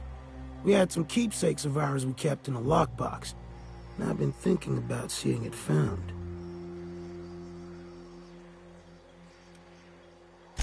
I'll be glad for it, but I ain't stupid. This planet tends to get people killed. I just want some closure. Getting on in years, kid. Legs ain't working like they used to. Sulfur burns a little too long in the lungs. This joint's looking like my last home. Thereabouts. Appreciate it, kid. I'll mark an outpost on your map. We spend a lot of time out there. Might be a good place to start.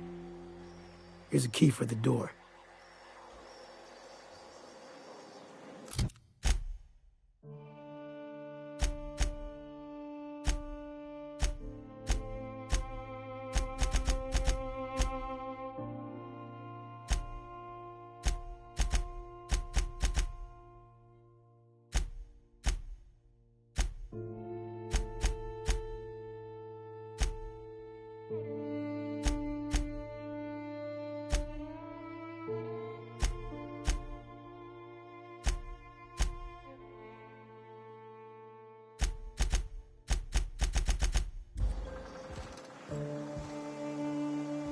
Hey. Hope Zora sends me on next. Move along.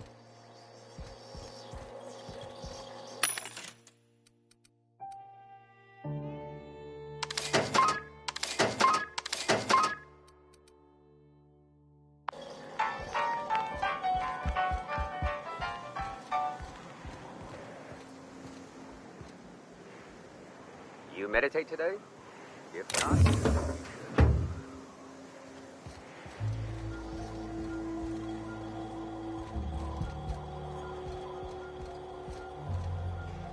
Oh, Nyoka. How have you been? Better, worse. I don't know, you know? Yep. Nothing on this moon for nobody. There's a lot of heartbreak. Oh, sure. Rap job.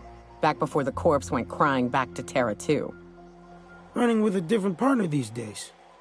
Thought the other ones was gonna last. Yeah, well, they didn't.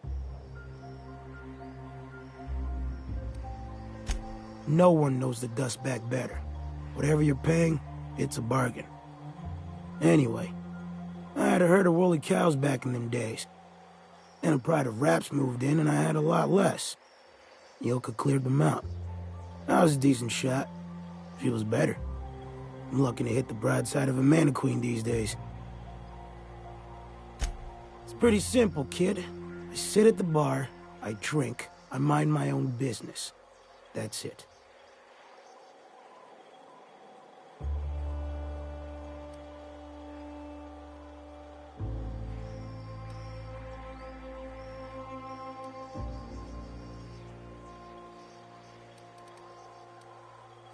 The only thing I got to teach is get the fuck off T1. Or whatever they're calling it this week. Anybody with half a brain could tell you that. Look, you want to buy the drinks? I'll do my bit to keep you entertained. Just don't ask me to dance. I can't repay no kindnesses now. Alright, so... I reckon one of the most interesting places I've been is the Hot Pole. You know what that is?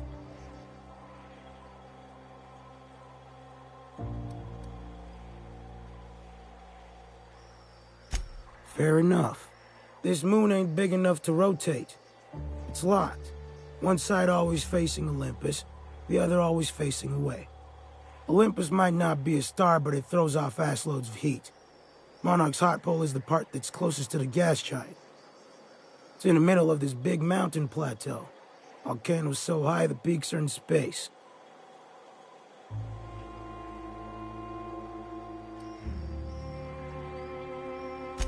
The funny thing is, then in the middle there's just smooth rock. Circular-like. All the dust blown away. Pale gray with hair-fine cracks all over. I don't know what I was thinking. Maybe I was lightheaded from the O2. But I felt like I had to take off the breather for a moment, put my ear to the ground. I wonder now if I imagined it. Trick of the air, the heat. It was at the edge of hearing. Deep down, far off, irregular. Tap, tap, tap, tap, tap, tap, tap, tap. The sound of a bird pecking out of a shell.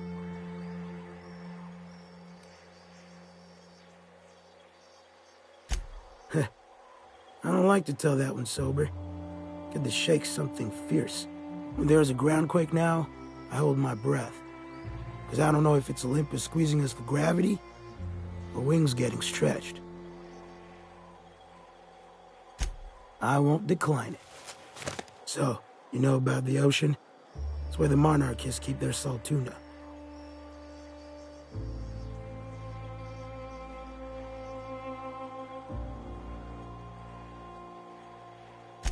Goes all the way around the moon, at the twilight band. On one side, the volcanoes of the hot pole, on the other, the storm wall of the cold pole. Nobody knows how deep it is. Never needed to. The salt tuna keep near the surface. What's more interesting to me is the tides.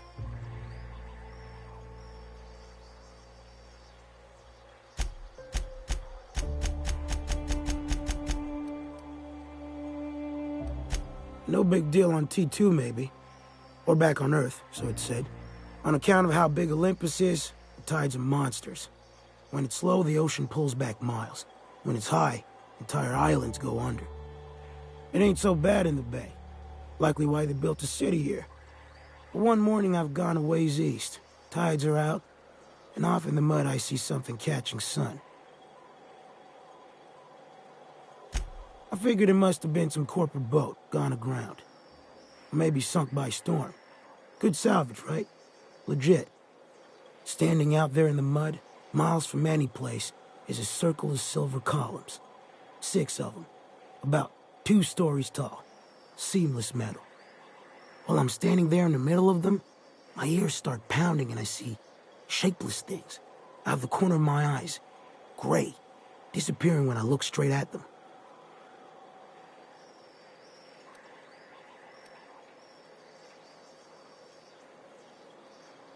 What kind of gobbledygook you talking?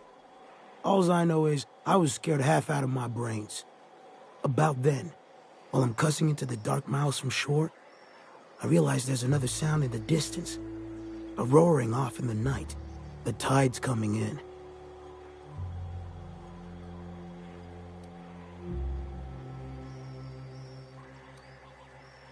That's exactly what I said at the time. It gets up to my chest before I start outpacing it. But I didn't stop running until I was on something real damn tall. The weirdest thing? I went back the next low tide. Flew out with an AG loader. The columns were gone. And I've never seen them since. Sure as I can be. The moral is, the tides here will kill you if you ain't careful. So stay the fuck away from the water. I'm near out of stories. You'll have to enjoy this one. I told you before about the hot pole. The point of Monarch, closest to the gas giant.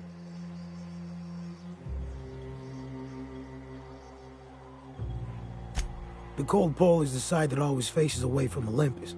That's where most of the water is. Big sheets of ice. The warmest it gets is 40 below.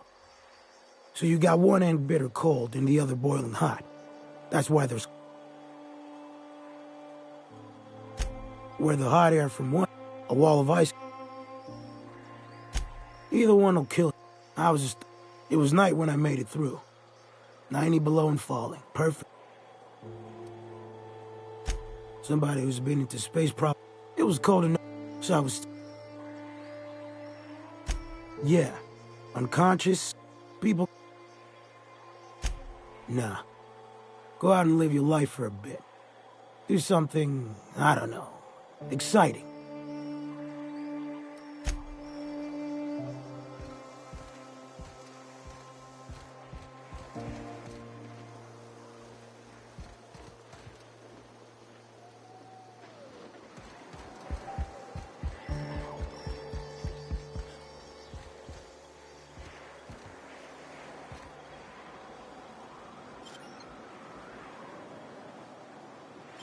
I'll keep quiet.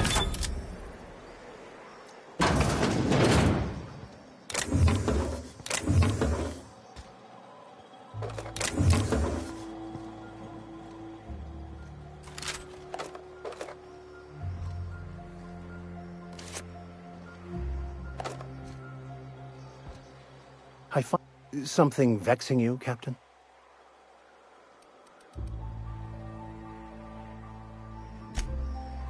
I could... So, tell me what's on your...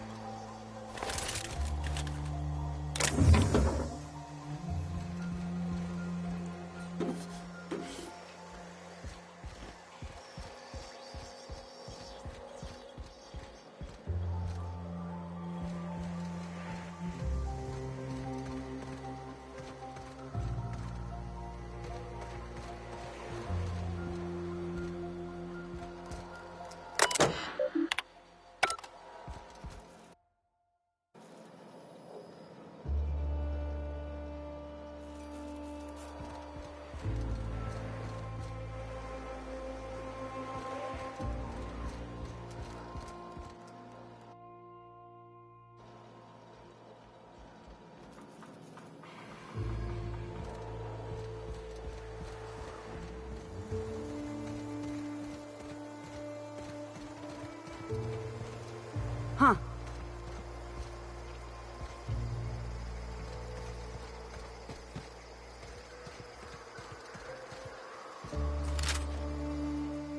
Oh, hello. Good to see you again.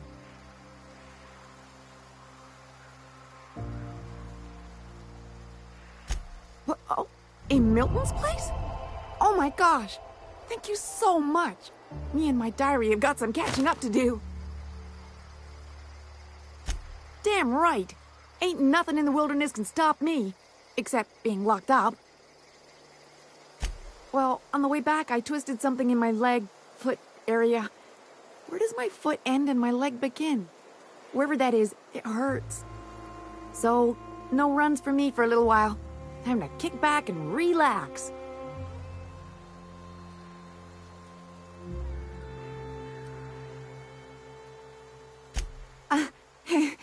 I did a dumb thing. But this one was real. Then I tripped over a void. There's your iconoclast theory of chaos in action. Mister, I don't know what chaos is, but rocks ain't got theories. They're rocks. Till it stops hurting, I guess. Zora says I'll be fine in a month or so. Huh? Why? Oh, ha! You're funny.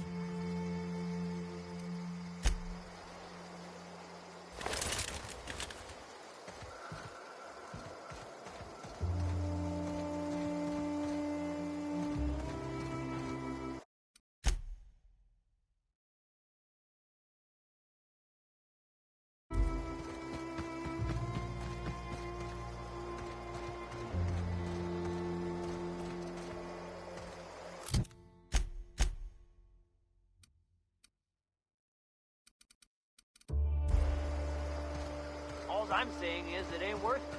It's gonna taste like sulfur all the same. Hey, Max.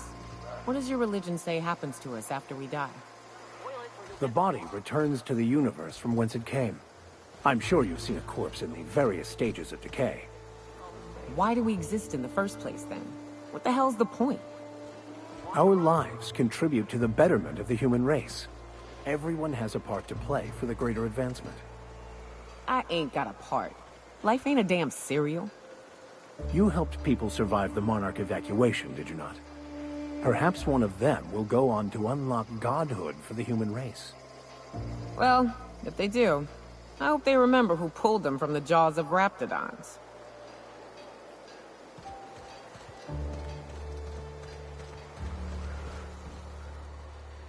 This armor itches something awful.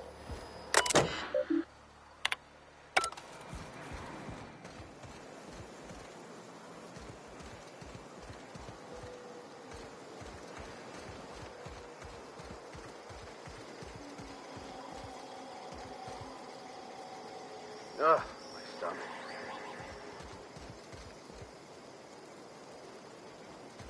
Good luck in all that you do. Captain.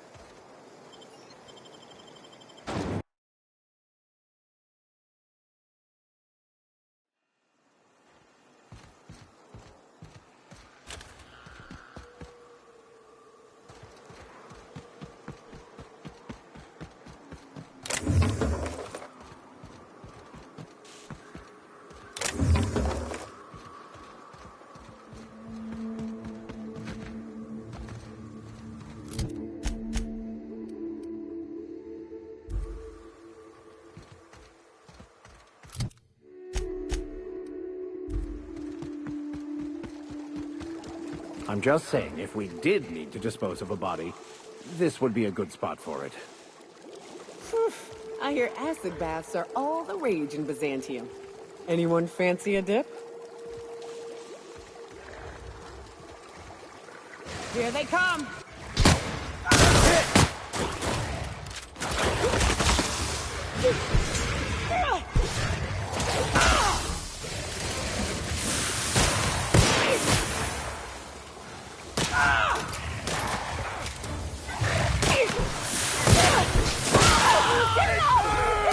That one's done for. And we're alive.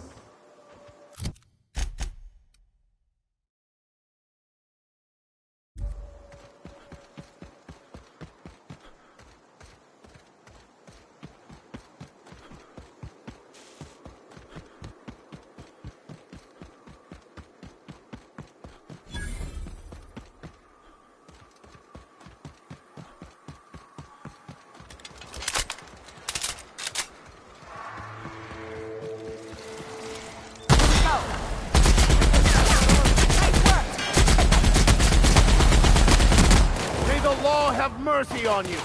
I won't.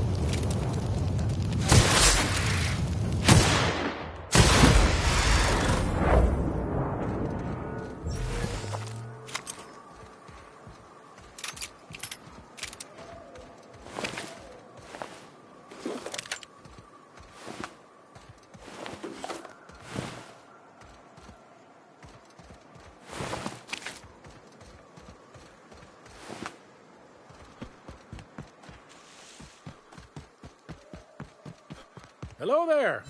A word, if I may be so bold? Well now, here I thought those mantisaurs had peacefully exited the premises. But you're a simpler explanation. Thanks for the assistance. Name's Weston. Every once in a while I set up shop along these here roads. You find yourself in need of resupply, you come on by. Care to purchase a thing or two?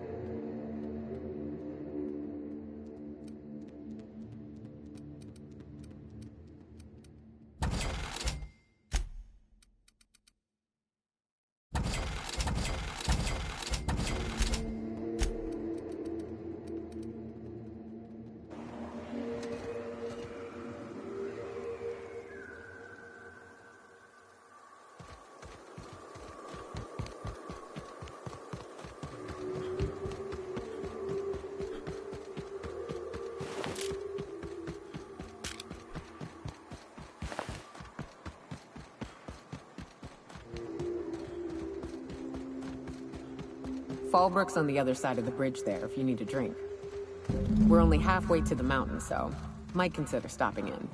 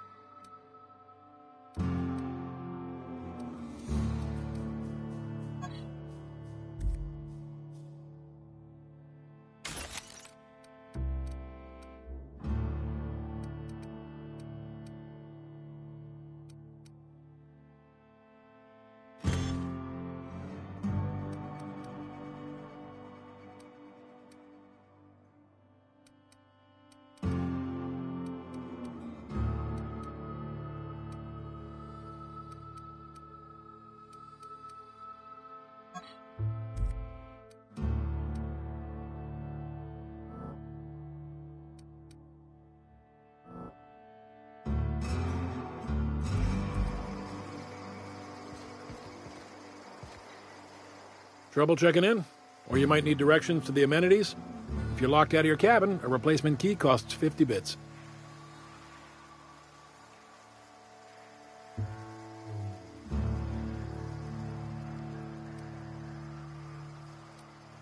No reservation, no problem. Day trippers are always welcome in our saloon. Straight back and to the right. If you hit the falls, you've gone too far. Check in with Ms. Malin. She'll set you straight.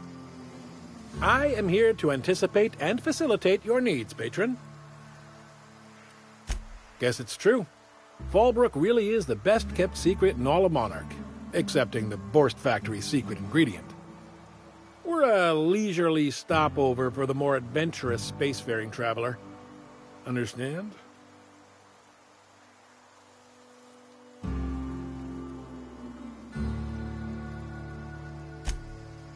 Man, oh man, it has been a blue moon since I had to break out the Hook'em spiel. Allow me to paint a picture in your mind. A parcel of pure paradise nestled beneath a waterfall within a mountain. We've got activities of leisure. We got proclivities for vice. We got booze and bets and non-communal beds. Sublight owned and run, so you know you're safe while you're breaking the laws. Check in at the saloon to start spending your bits now.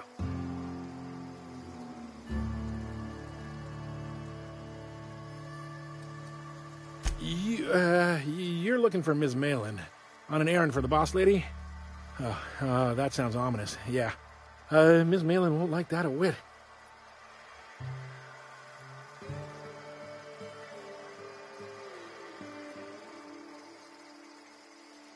She's not but just down the way. A 10 to 1 says she's either pouring drinks or skinning a sprat in the saloon. Word to the wise. Ms. Malin don't take kindly to interlopers. When I said sprat, I didn't mean the sort with whiskers and a tail.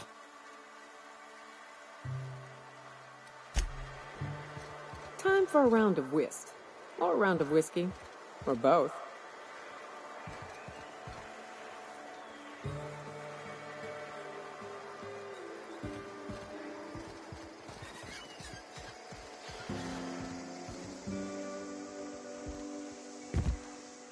Take a gander at that mug.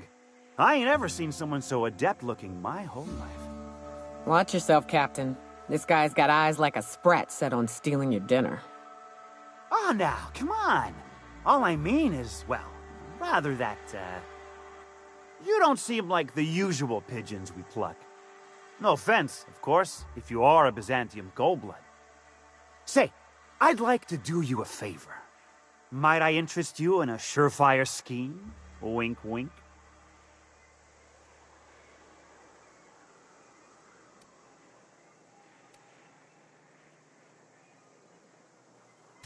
Don't believe I did. No? Wink. Pure and simple, it's like this. I run our drug delivery service. Recently, I had the genius idea to cut costs in half by swapping our autoloaders with faster, cheaper sprats.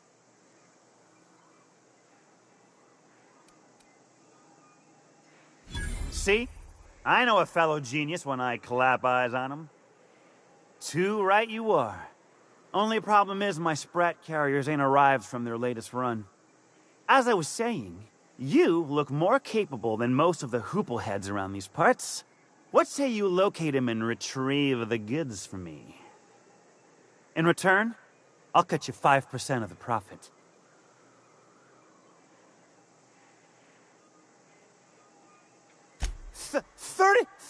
35%? Are you out of your gourd? If I wasn't recovering from a bout of Margellans, I wouldn't stand for this. But things are what they are, so I'll agree to it. But not 0.5% more. My sprat carriers scurry back and forth through the shipping tunnels. Any trail ought to start there. When you've got the goods, I'll be here.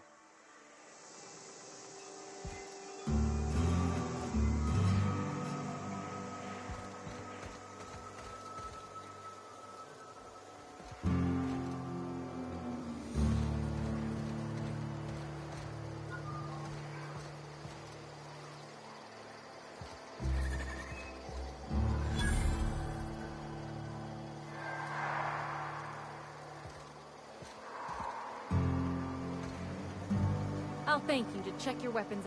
For the price, I expected a larger... Not now, you'll jinx my luck.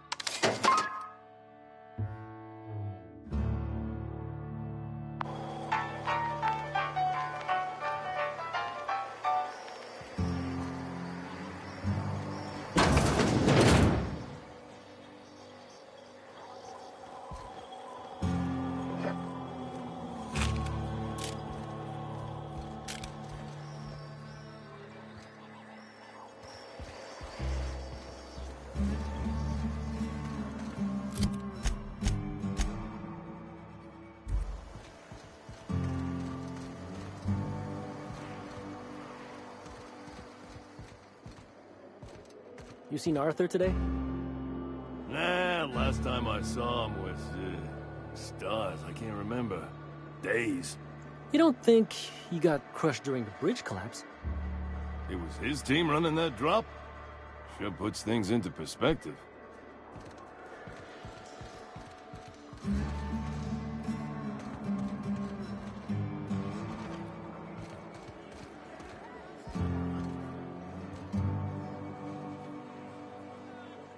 Keep walking, Rung Leech.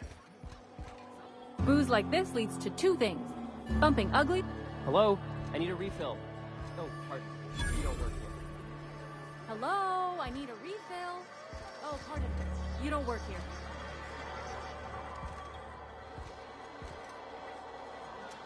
Uh-huh. You blind, fella? Or can you not see I'm busy? Why is it every sissy pig fucker who strolls into my town expects me to smile and shout awful friendly? Welcome to Fallbrook. Only nugget of paradise in this entire law-forsaken land. Like a void damn advert. Sorry to trouble you, Ms. Malin. I understand you're a terribly important figure in these parts. Perhaps you could point me to a man by the name of Reginald Cheney. That sprat shit better not have brought trouble into my town. He's a long-term renter. Easily replaceable. Check his domicile. Whatever happens, I don't fucking care. Just keep the mess from staining my little nugget of paradise, and we'll be grand.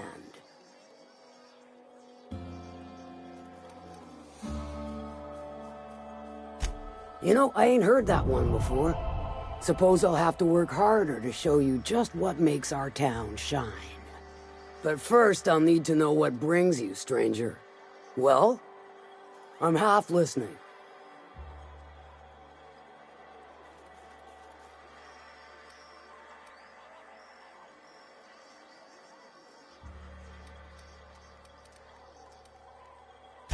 Good of you to finally haul your ass over here.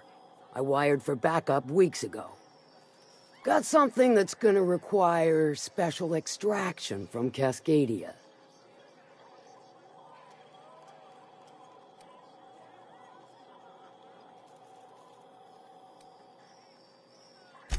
Found it on a corpse, huh?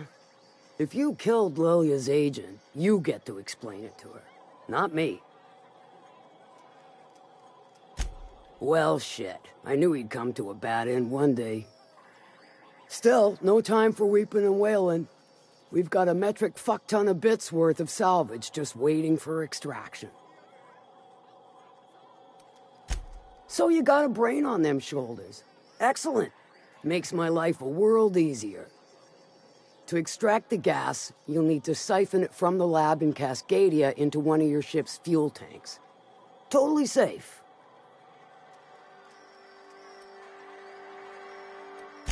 Meaning safe for me and my crew, seeing as it ain't us undertaking the risk. Do I look like one of them egghead science types?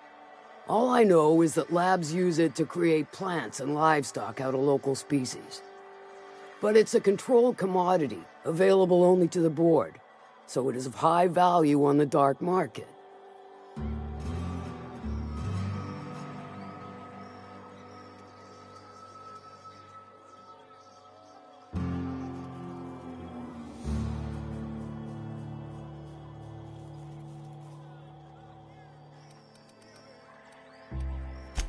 Hold your thrusters. I ain't even got to the tricky part. To get to the gas, you'll need to navigate through the town, which is overrun by marauders. The lab itself has become an infested nest, crawling with manties. You gotta fight through or figure out some other way to exterminate them. Maybe the ventilation system?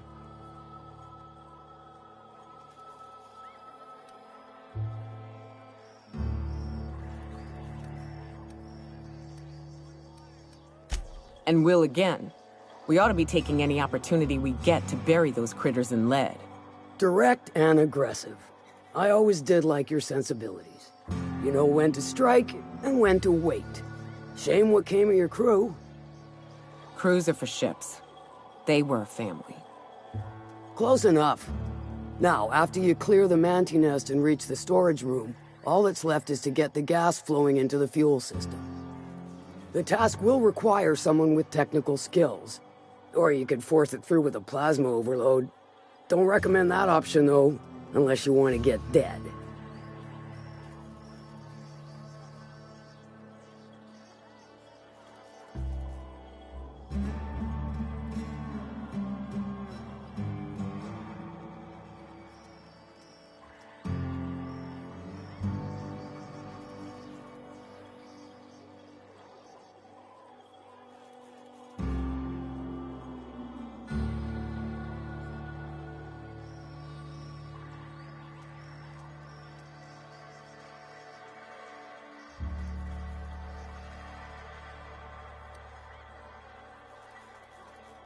Well, I haven't seen the system, but I feel confident saying I can split her asunder.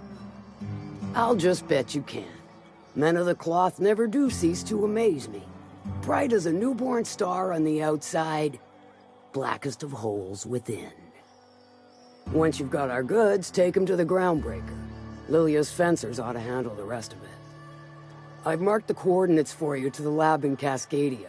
On the terminal, use the passcode you got from Stellar Bay to get in. But before you make your run, I could use a heavy helping hand regarding a local issue. For a fine fee, of course.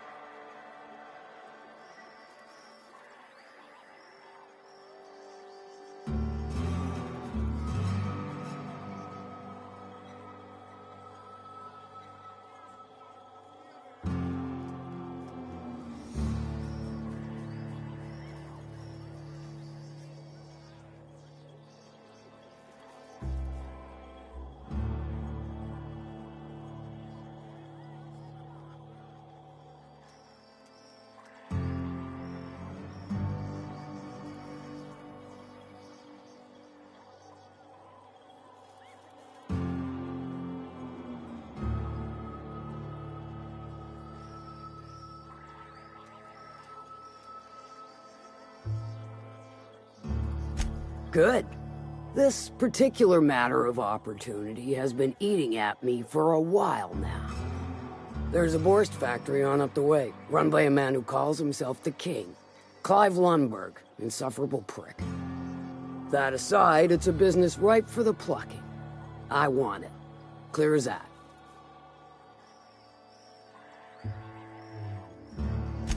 Stars, I hope so. Clive Lundberg, the self-proclaimed Borst King of Monarch, is swimming in profit and drowning in his ego. He's making the only meal to be had this side of Monarch, and I'm tired of ponying up for my dinner. I want that Borst factory, owner dead or alive.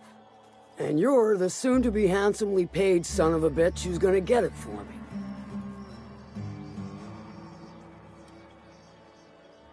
Guess you've got it figured out then. Good. Hit him where it hurts. In his gut, or his production lines ought to make do.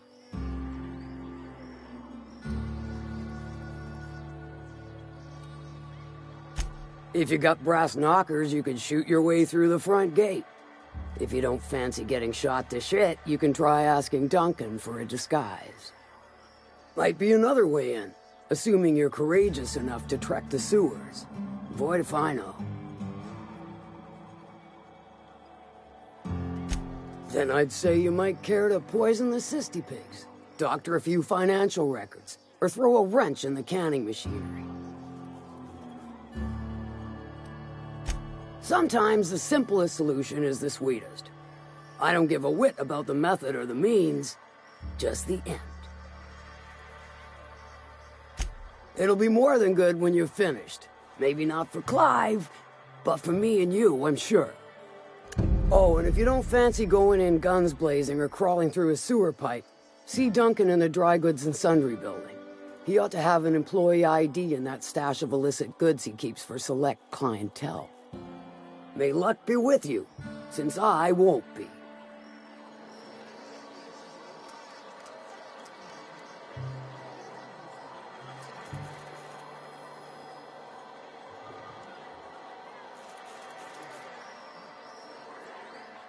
How's Clive?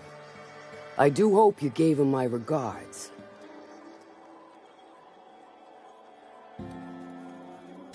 Sure.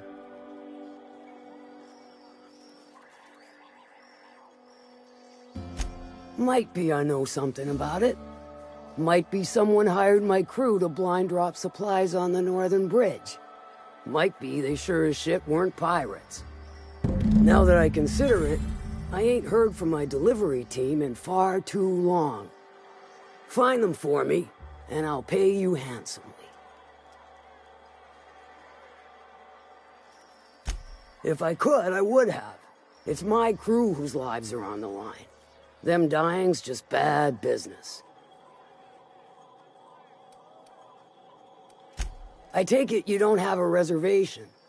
No matter, I keep a suite of VIP rooms for visitors of your, let's call it a certain means. The VIP rooms charge by the night, but for you, I'll make it a one-time fee. Got a feeling you'll make me a fine investment.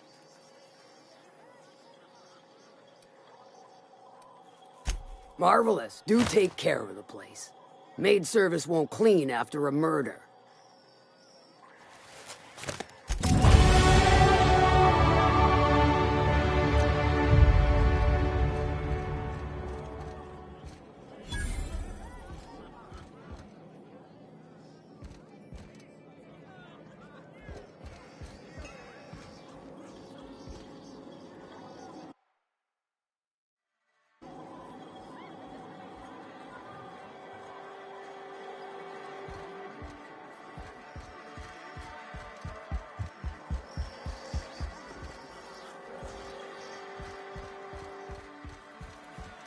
Remind me never to get on Ms. Malin's bad side. She's fine. Well, so long as you ain't on her bad side. Then she's liable to drown you in the waterfall.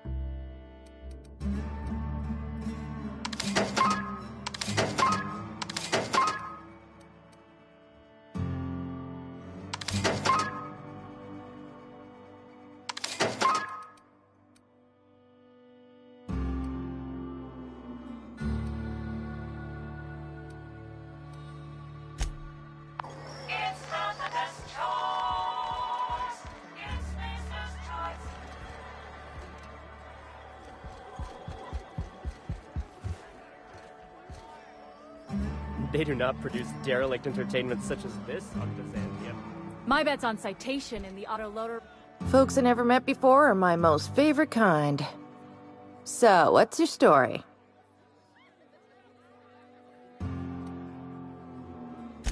Let me just stop you right there, stranger.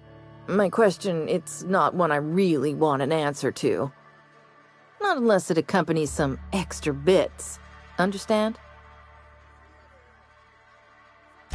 More than you can afford at this time.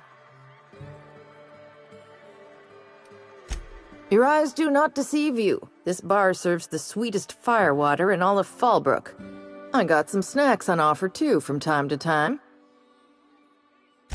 If you're asking if it's Sublight owned, then yes. If you're asking if we give discounts to Sublight employees, then the answer is not only no, but doubly no. Ms. Malin built the bar, the saloon, and the town to boot. If you got business with Sublight, I suggest you follow up with her.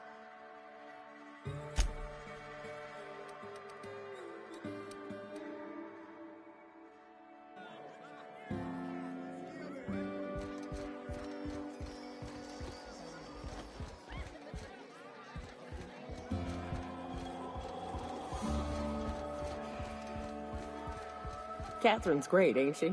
She'll pull you out of the sulfur, so long as you don't mind being in her debt. Efficient, clever, ruthless. I like her.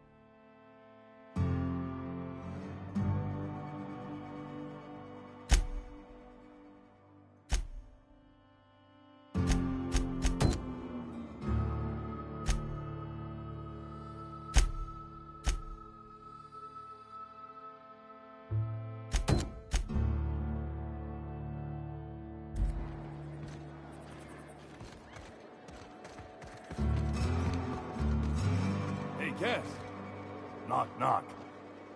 Go away, White. That's not how the game works. I say, knock, knock, like I'm on the outside of a door. And you say... I swear to the architect, I will punch your lamps out. Oh, having a rough day? I lost a shipment out for delivery. Barely made it out. Marauders got Keeley. Ooh, Catherine is gonna flay the skin from your fingers. I know. This is Reginald's stuff, all right, but it looks like he's not home. Let's search...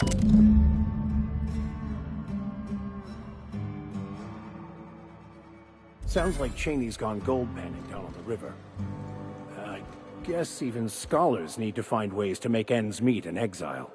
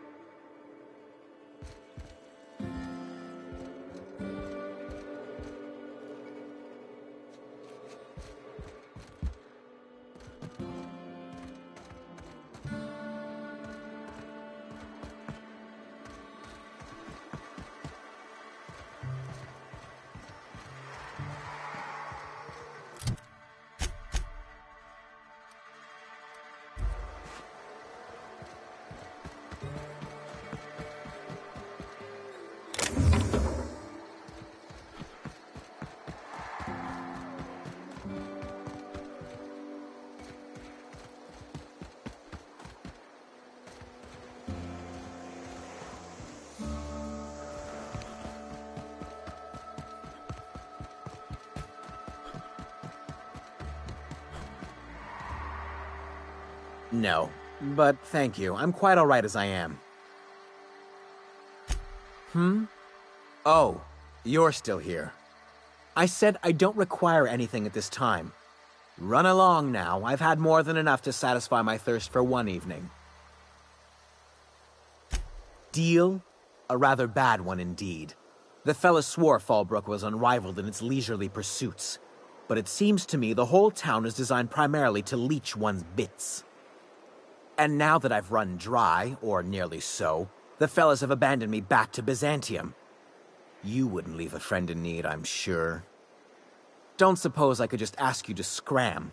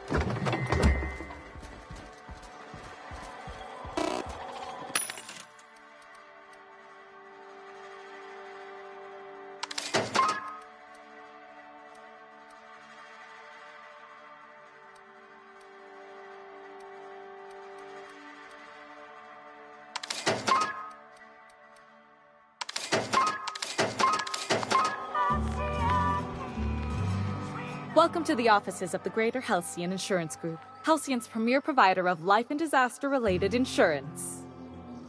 I'm obligated to inform you that our coverage does not extend to incidents deemed to result from negligence, criminal activity, or dullness of mind.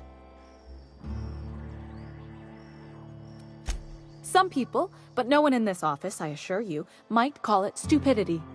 Obviously too common an ailment for insurance to cover. So, what kind of insurance package can I interest you in? We're running a special on dismemberment policies. Buy one, get one half off.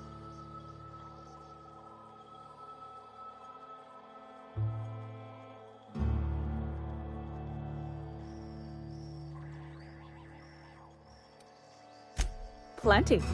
As my boss likes to say, there's a policy for every situation and an exclusion for every policy. We've insured unusually expressive eyebrows, outrageous statements, disastrous marriages. Usually character actors, or corporate execs with menacing stares. That policy is almost exclusively for our corporate clientele. In the unlikely event they make a claim about a product that turns out to be less than accurate, they need some kind of protection against the damage to their sales and reputation. Those are mostly for top-rungers in Byzantium who have a lot of social and financial capital wrapped up in their marriage contracts. There's one for your beloved eloping with your sibling, your beloved eloping with their sibling, scandalous rumors forcing you apart, the revelation of a secret love child. We try to cover every possible hazard to domestic bliss. One thing's for sure, you won't find better policy protection against sudden lunar implosions anywhere in Halcyon. We're not on Monarch. For all practical and tax-related purposes, this office is an official enclave of Byzantium.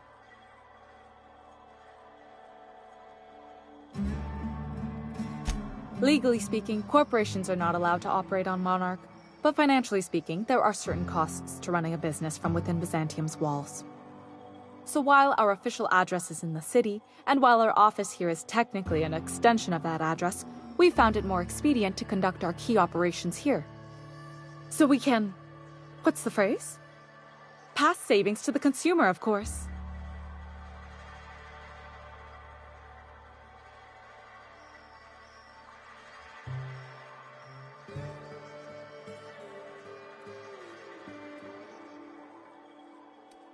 We prefer to think of it as chasing the savings. Turns out that not having to pay kickbacks, fines, and rent in the most expensive city in Halcyon improves our liquidity.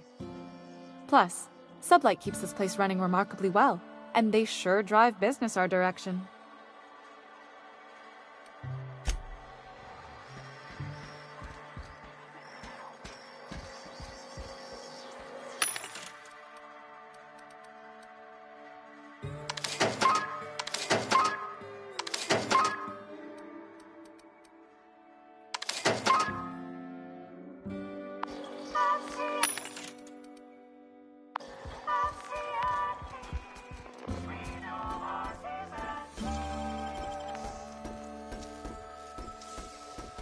Great work.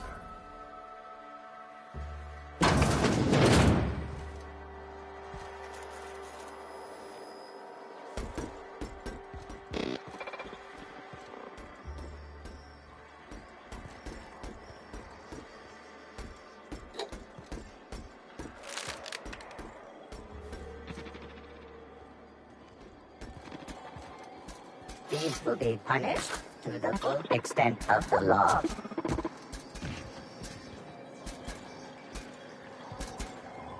What do you think you're doing?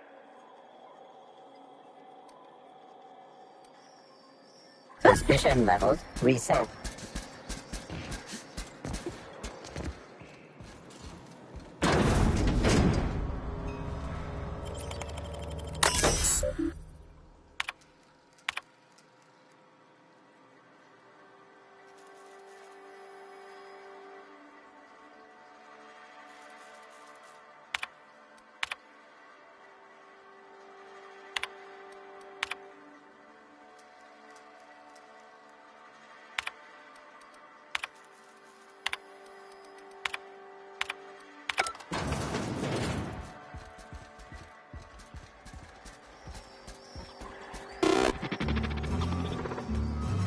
I see you're still in one piece. However, you never know when that could change. Consider our accidentally torn into tiny fragments coverage.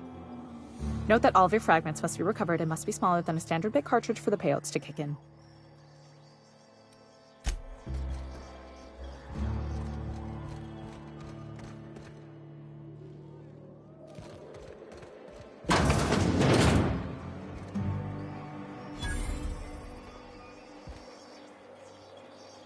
I test every product myself to assure maximum customer satisfaction. If you doubt it, I can show you my lower back rash. No rubbernecking. Make a buy or move on. Not so fast. My biometric IDs are special goods, only on offer to special clients. You cotton?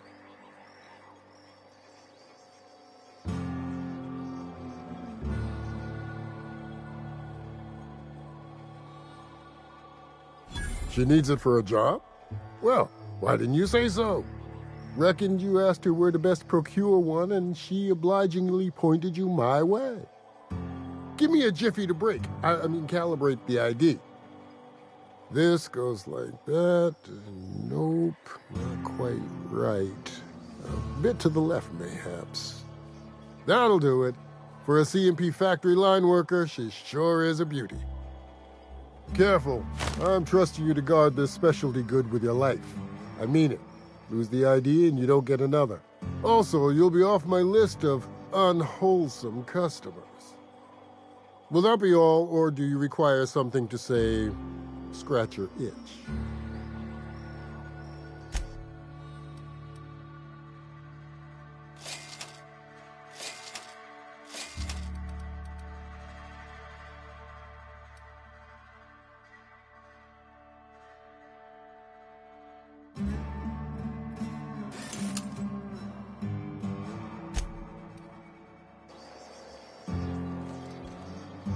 You shopping for pre-owned or new?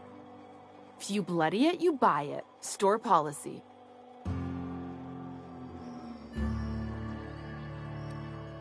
Town Sublight owned and run. Caters to a variety of clientele. The one you want to avoid pissing off the most is Catherine. Prove bad for her business, and she'll kneecap you without a second thought. Yeah, and? Do I look like the city planner? I wasn't exactly consulted on the blueprints when Catherine started building out Fallbrook. But now that you mention it, I reckon she had her reasons to hide us. We got smugglers, outlaws, mavericks, and Byzantium socialites flying in and out of Fallbrook all the time.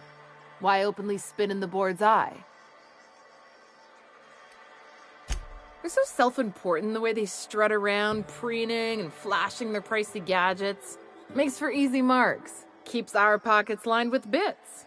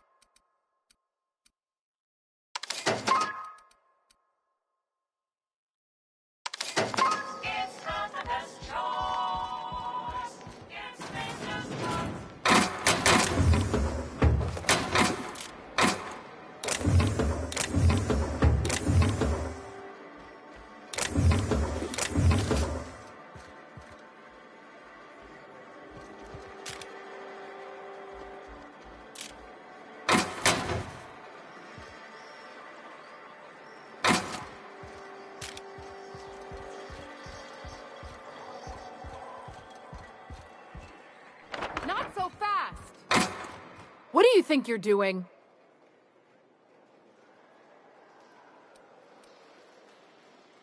You make a real generous argument, friend.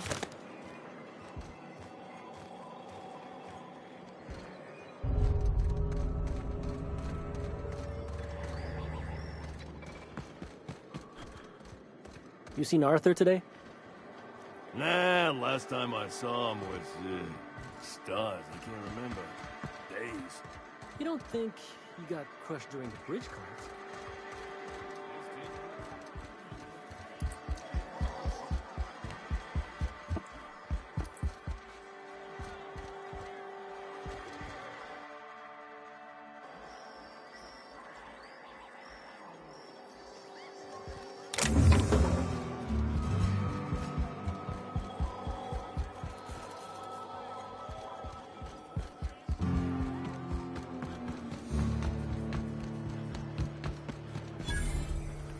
Always imagined Fallbrook would be... Cleaner, fancier, stocked with better booze. I've emptied 14-bit carts in the last 2 hours. That's because you got a terrible tell. Whenever you're lying, your right eye twitches like mad. It most certainly does not. I wouldn't steer you wrong, friend. See? There it goes again.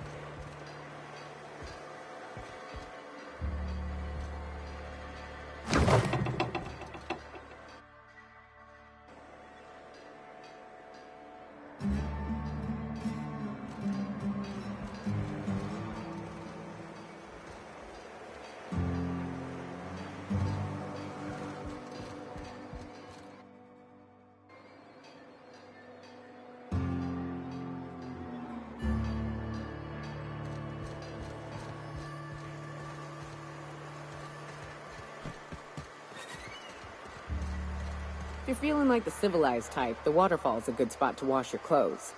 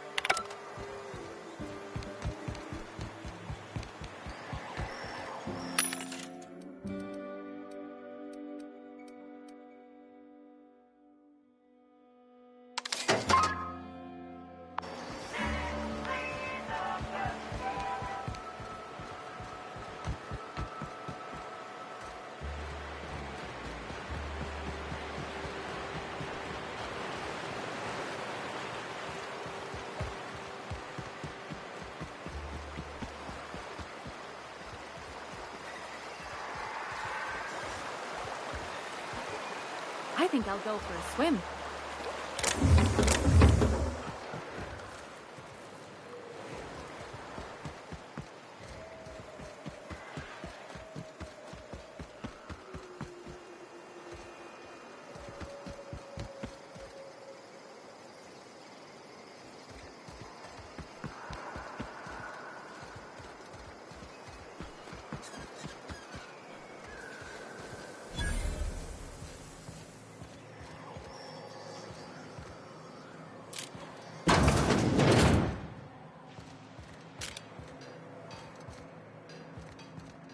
What are you looking at?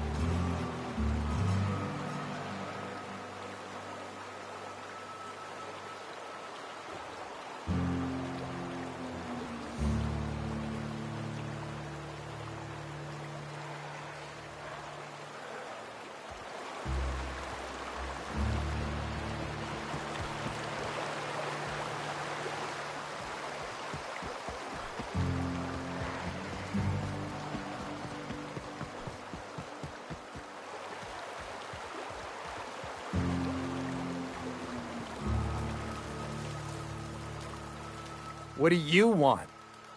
Oh, hey, Vicar Max. What are you doing on Monarch? I thought scienticians ain't welcome here. Haven't you heard? Everyone's welcome here. It's a fucking worker's paradise. But you wouldn't know anything about that, would you? Never worked a day in your miserable life. You're just a parasite, living off my goodwill. Well, guess what? My goodwill's exhausted, along with my temper.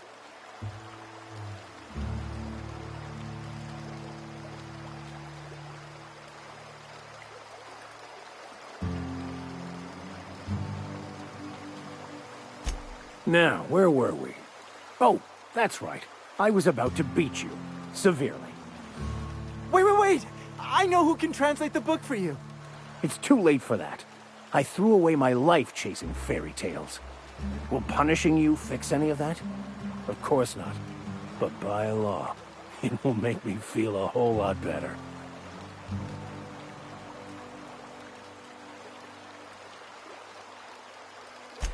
Forget it. This wretch will say anything to save his worthless life. Wait, stop! Please, just listen to me. It was stolen from some sort of expert on philosophism. Weird hermit lady on Scylla. My father used to deliver supplies to the mining outpost there.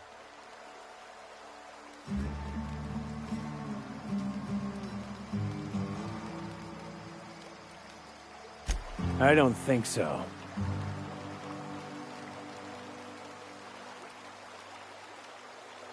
What? No! Incoming! That's the last of them.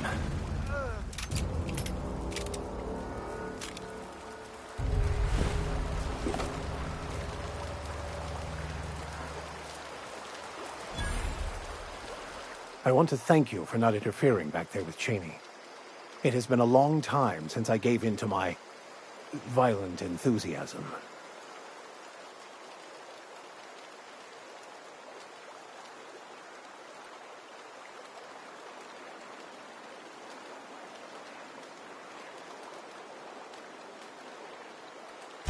And it felt right. I've denied that part of myself for too long, pretending I was something I'm not. I've spent my life chasing an illusion. It's time I gave up childish dreams and accepted who I am. It may seem silly, but if you'd indulge me one last thing, I think I'd like to find this hermit he spoke of and give her the book. Maybe she can find some use for it. I can't rightly say. Perhaps I just need some sort of closure. A formal end to my lifelong quest, perhaps. Thank you, Captain. I knew I could rely on you. I think it will help put all this behind me.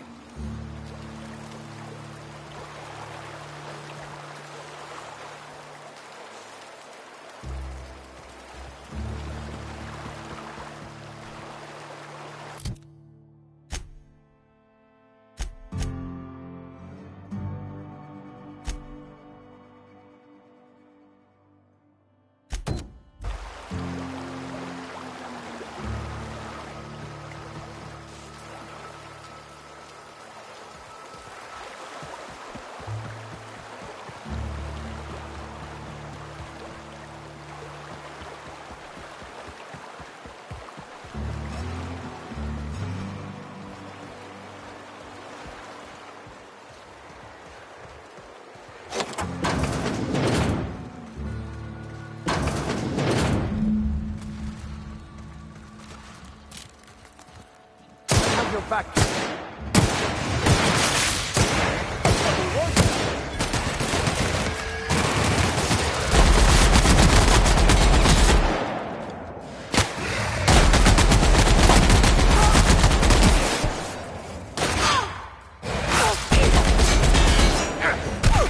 Sometimes violence is the only way.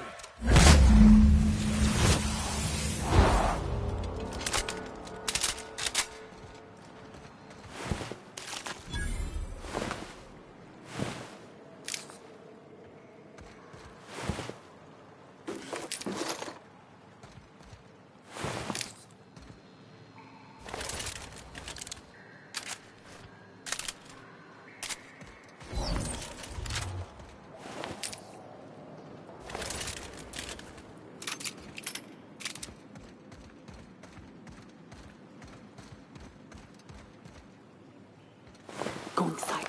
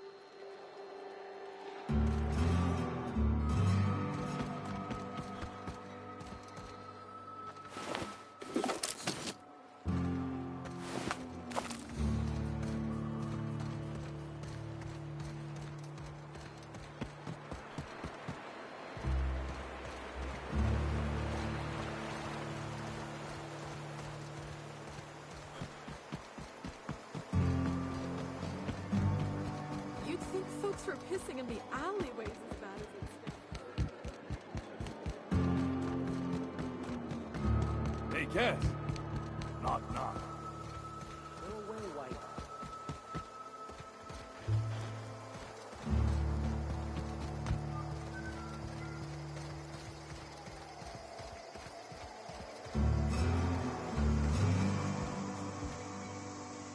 Did you find them? Tell me you found my my sprat carriers. Would hate should anything dire have befallen them.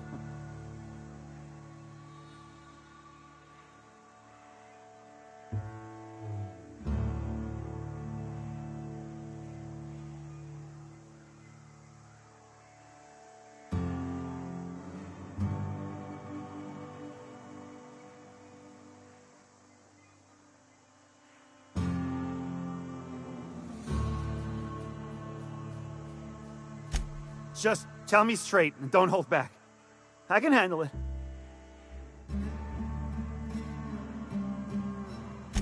Sprats can always be replaced. Excellent. Oh, this is This is only half! Are you think you can steal from me?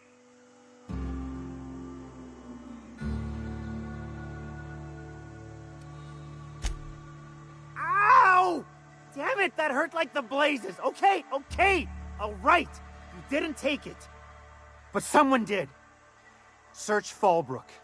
Either half the Sprats got loose on their own, or there'll be some evidence pointing to the soon-to-be-dead Snake who filched my carriers.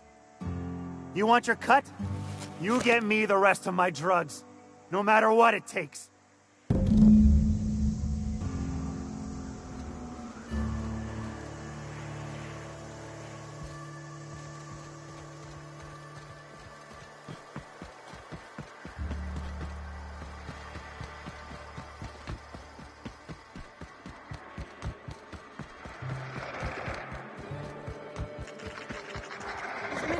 Get your twitchy whiskers back here! Don't you run out that door! It's a cruel world outside!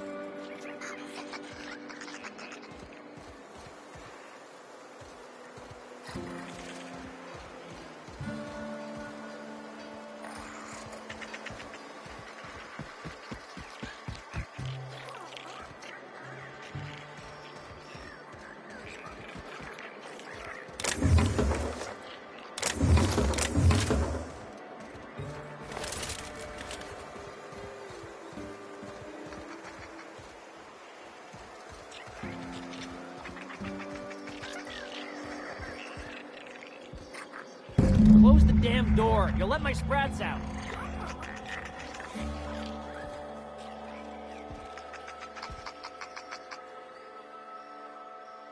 Damn it all. Now look what you've done. It'll take me ages to round him up again. State your purpose, or get out of my face, domicile intruder. Missing? Nope. Nope. Mine are all found and accounted for, thank you kindly. Now if that'll be all, I've got an animal rescue service to oversee, and it ain't easy. Lots to do. Got a multitude of sprats to spay and feed.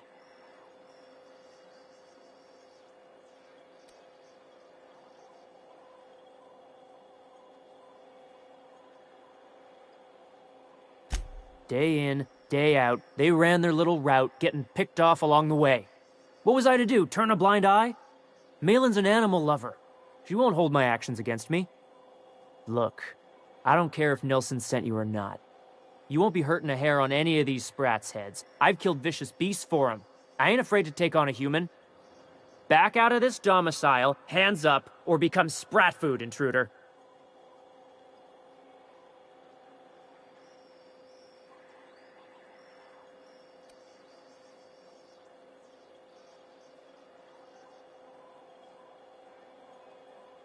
You want to dig through sprat droppings? Be my guest. Get your drugs, then get lost.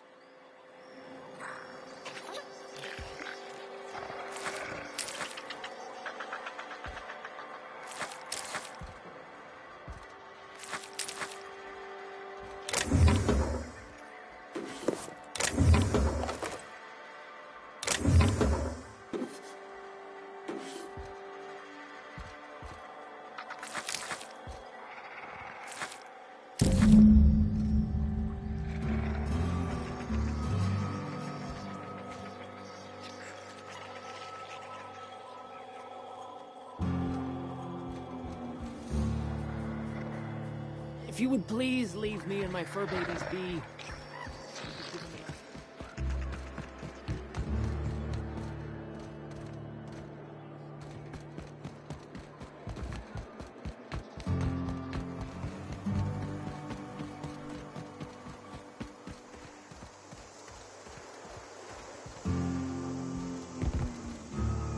Got the goods? 'Cause I know you wouldn't be wasting my time otherwise. Wink.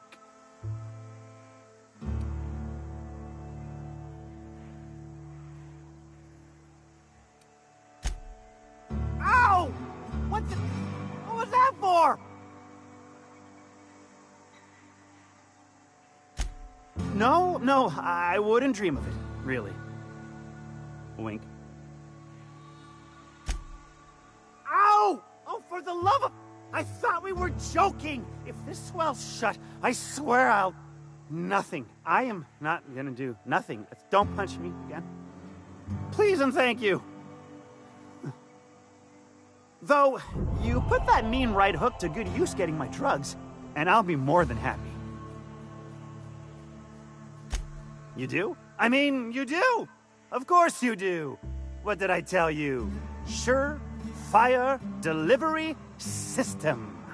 Works almost every time.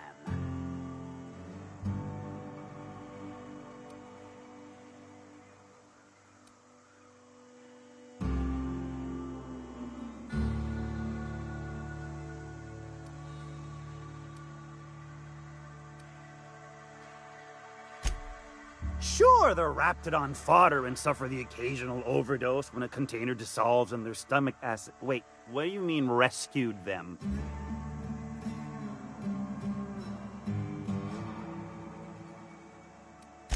Two guesses I know exactly who, and where to find him. If Bertrand ain't already dead, he's about to be. I owe you for bringing this breach in security to my attention. As promised, you're cut. Plus a little extra to show my gratitude. Now, if there's nothing else you need from me, I must go inventory my goods. Hit me. I won't even hit back.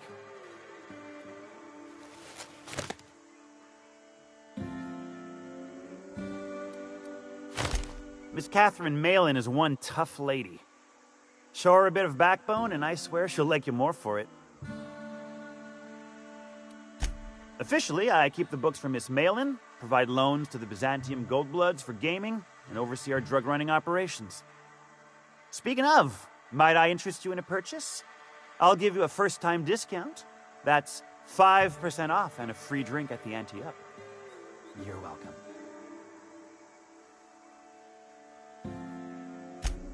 A shrewd decision.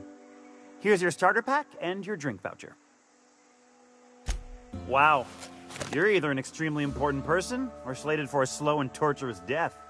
I do hope it's the former. Either way, you'll find Miss Catherine Malin straight back in Malin's House of Hospitality. Sure it is. Wink.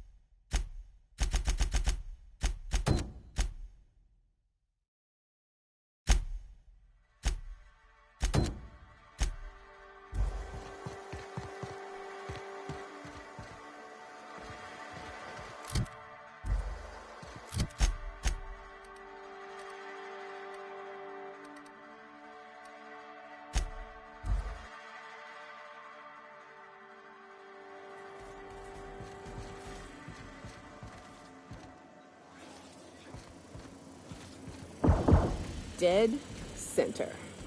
Next round's on you. Shh, the captain's coming.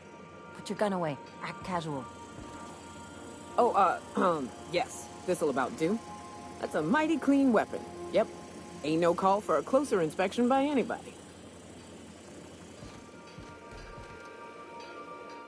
Something on your mind?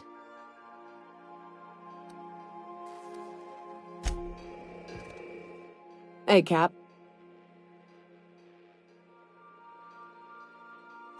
Parvati showed me how to properly grease the magazine release on one of my firearms.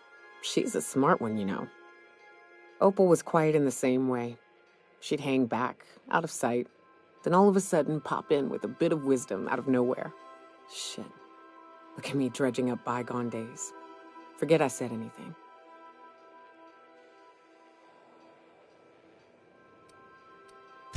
I will.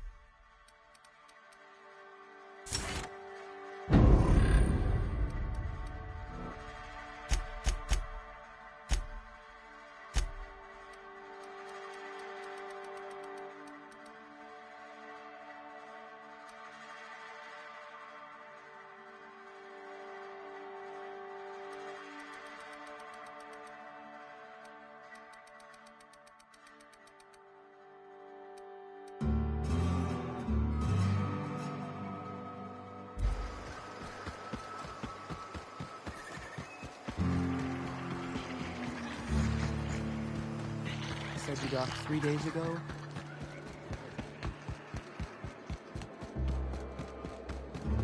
You seen Arthur today?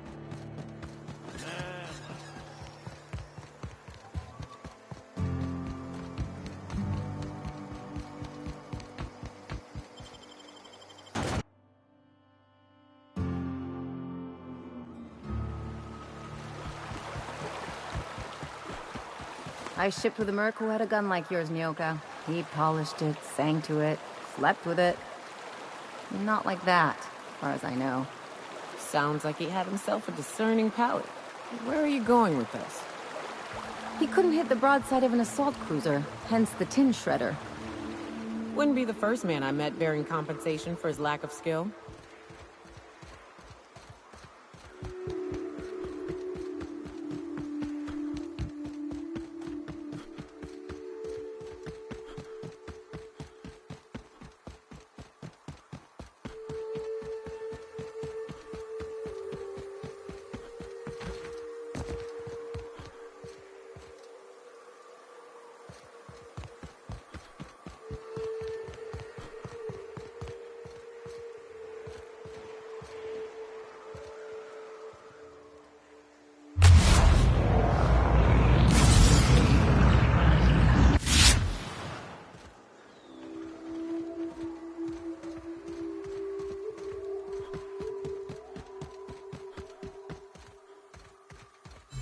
I'd stake my reputation on this being an ambush.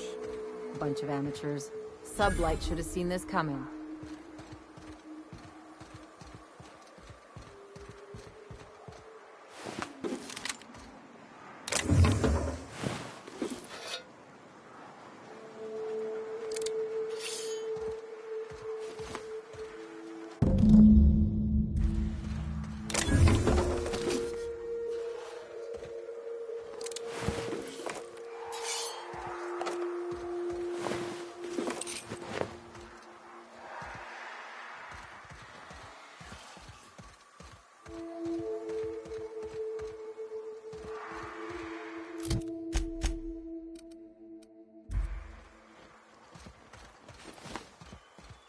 My trigger finger is feeling the burn after that.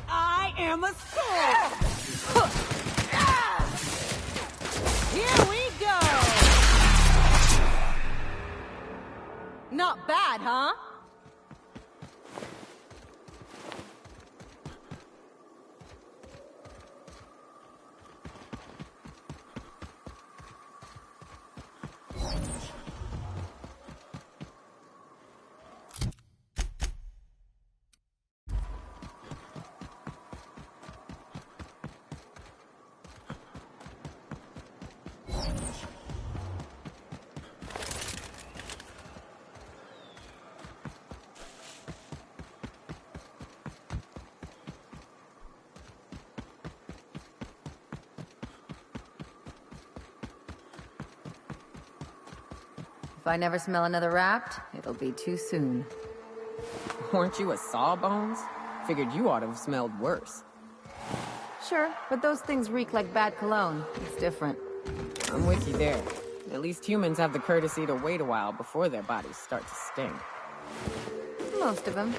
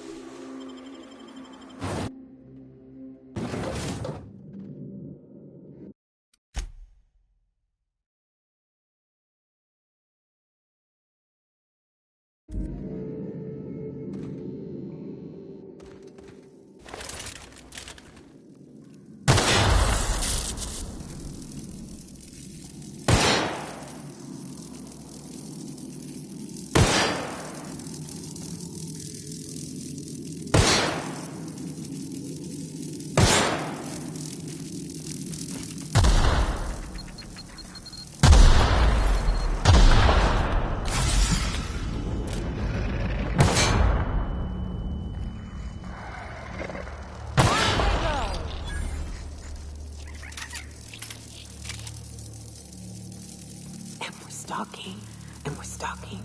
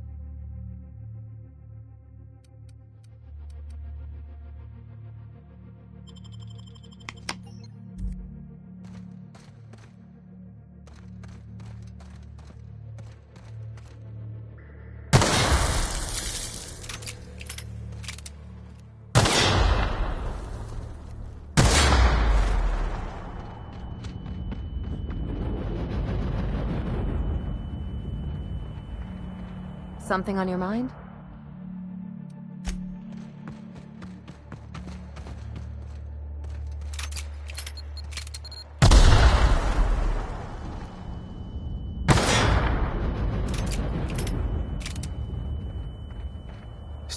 How'd you get past my traps anyway?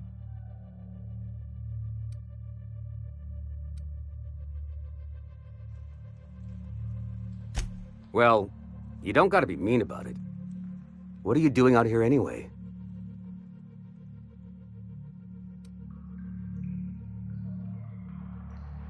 That feels a mite better. Wish I had something to give you, but I gnawed through my last Spratwurst an hour ago.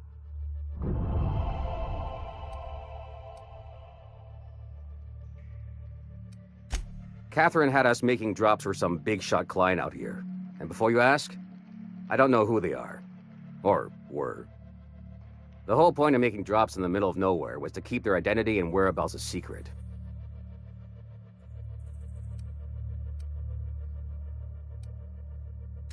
Yeah. I guess the Marauders noticed because they were waiting for us. blew the bridge and took off with the goods. Last I saw, they were heading back up the hill. You'll see it on the right when you get out of here. If you've got the sand to go after him, I'm sure Catherine can reward you for your trouble. Me? I'm headed back to Fallbrook, just as soon as I've caught my breath.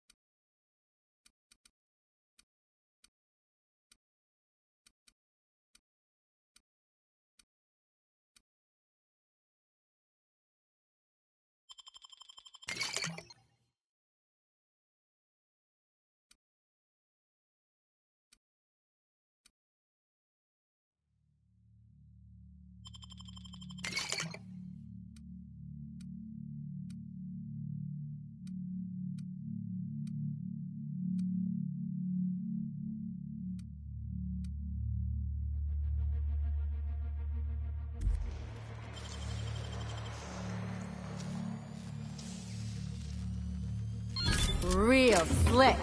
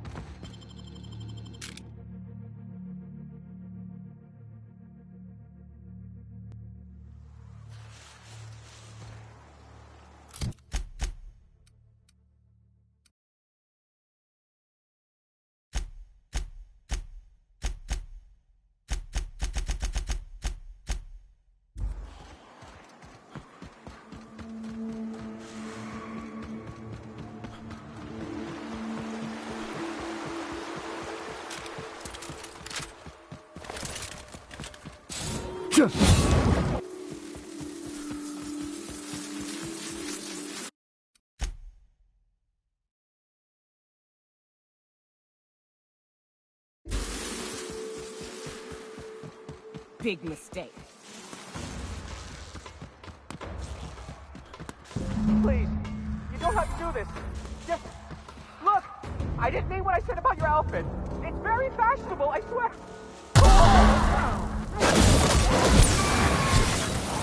There. I smell blood.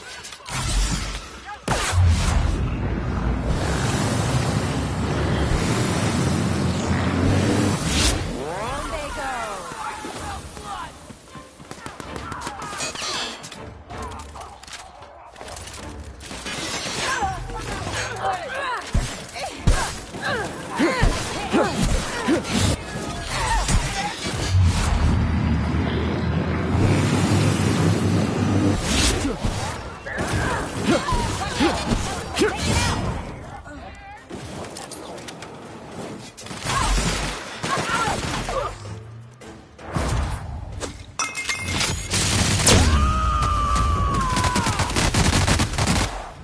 Covering you!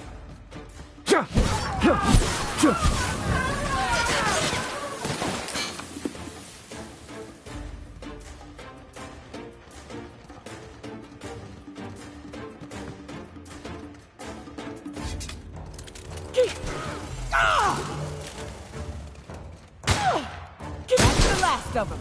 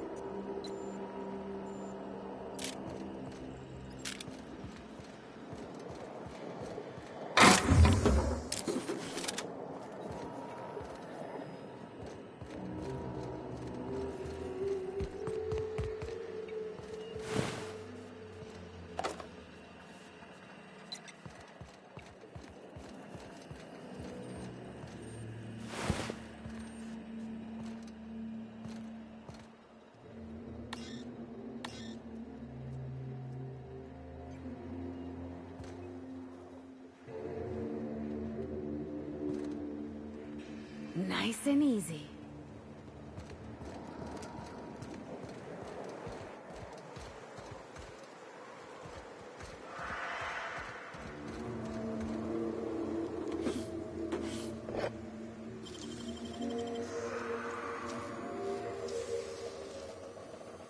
You gotta teach me that.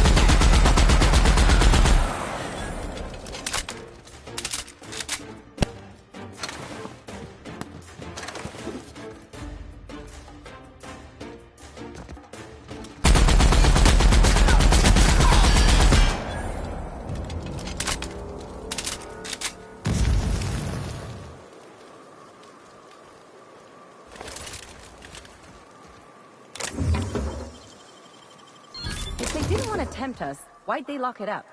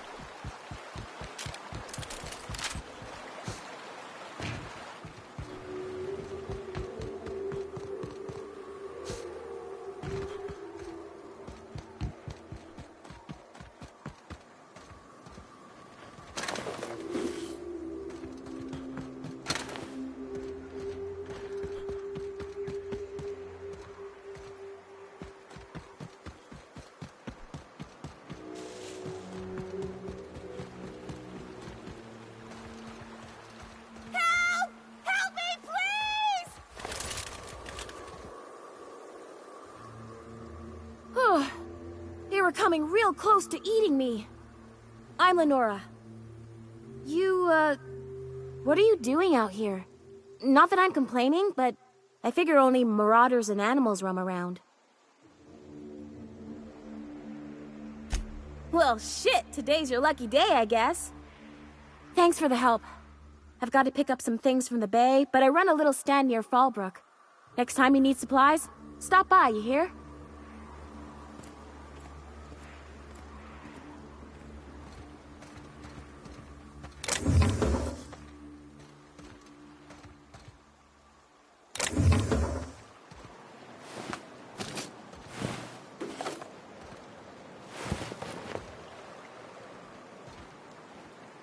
I'll see you on the road sometime.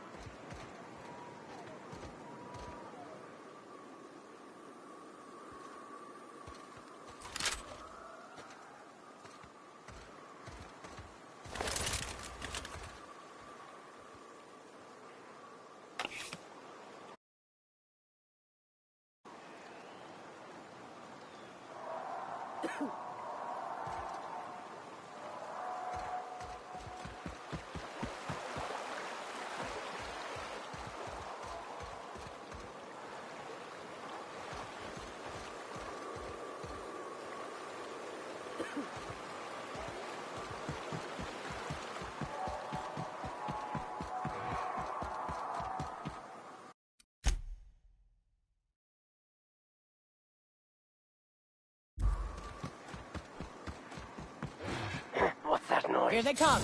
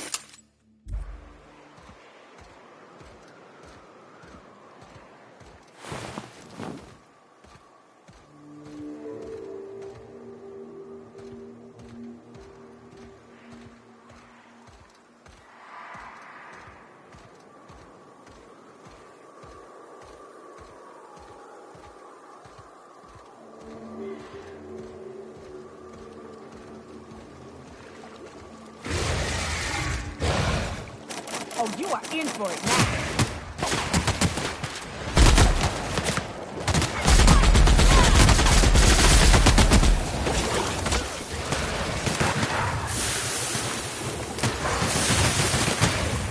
Someone else will clean it up, right?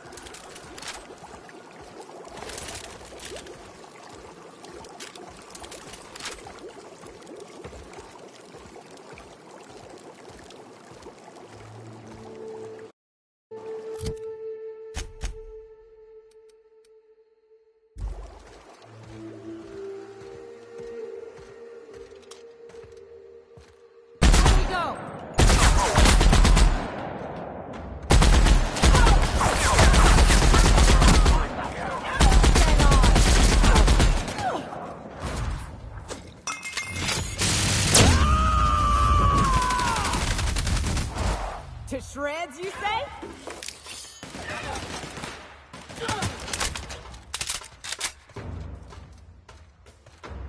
That's the last of them.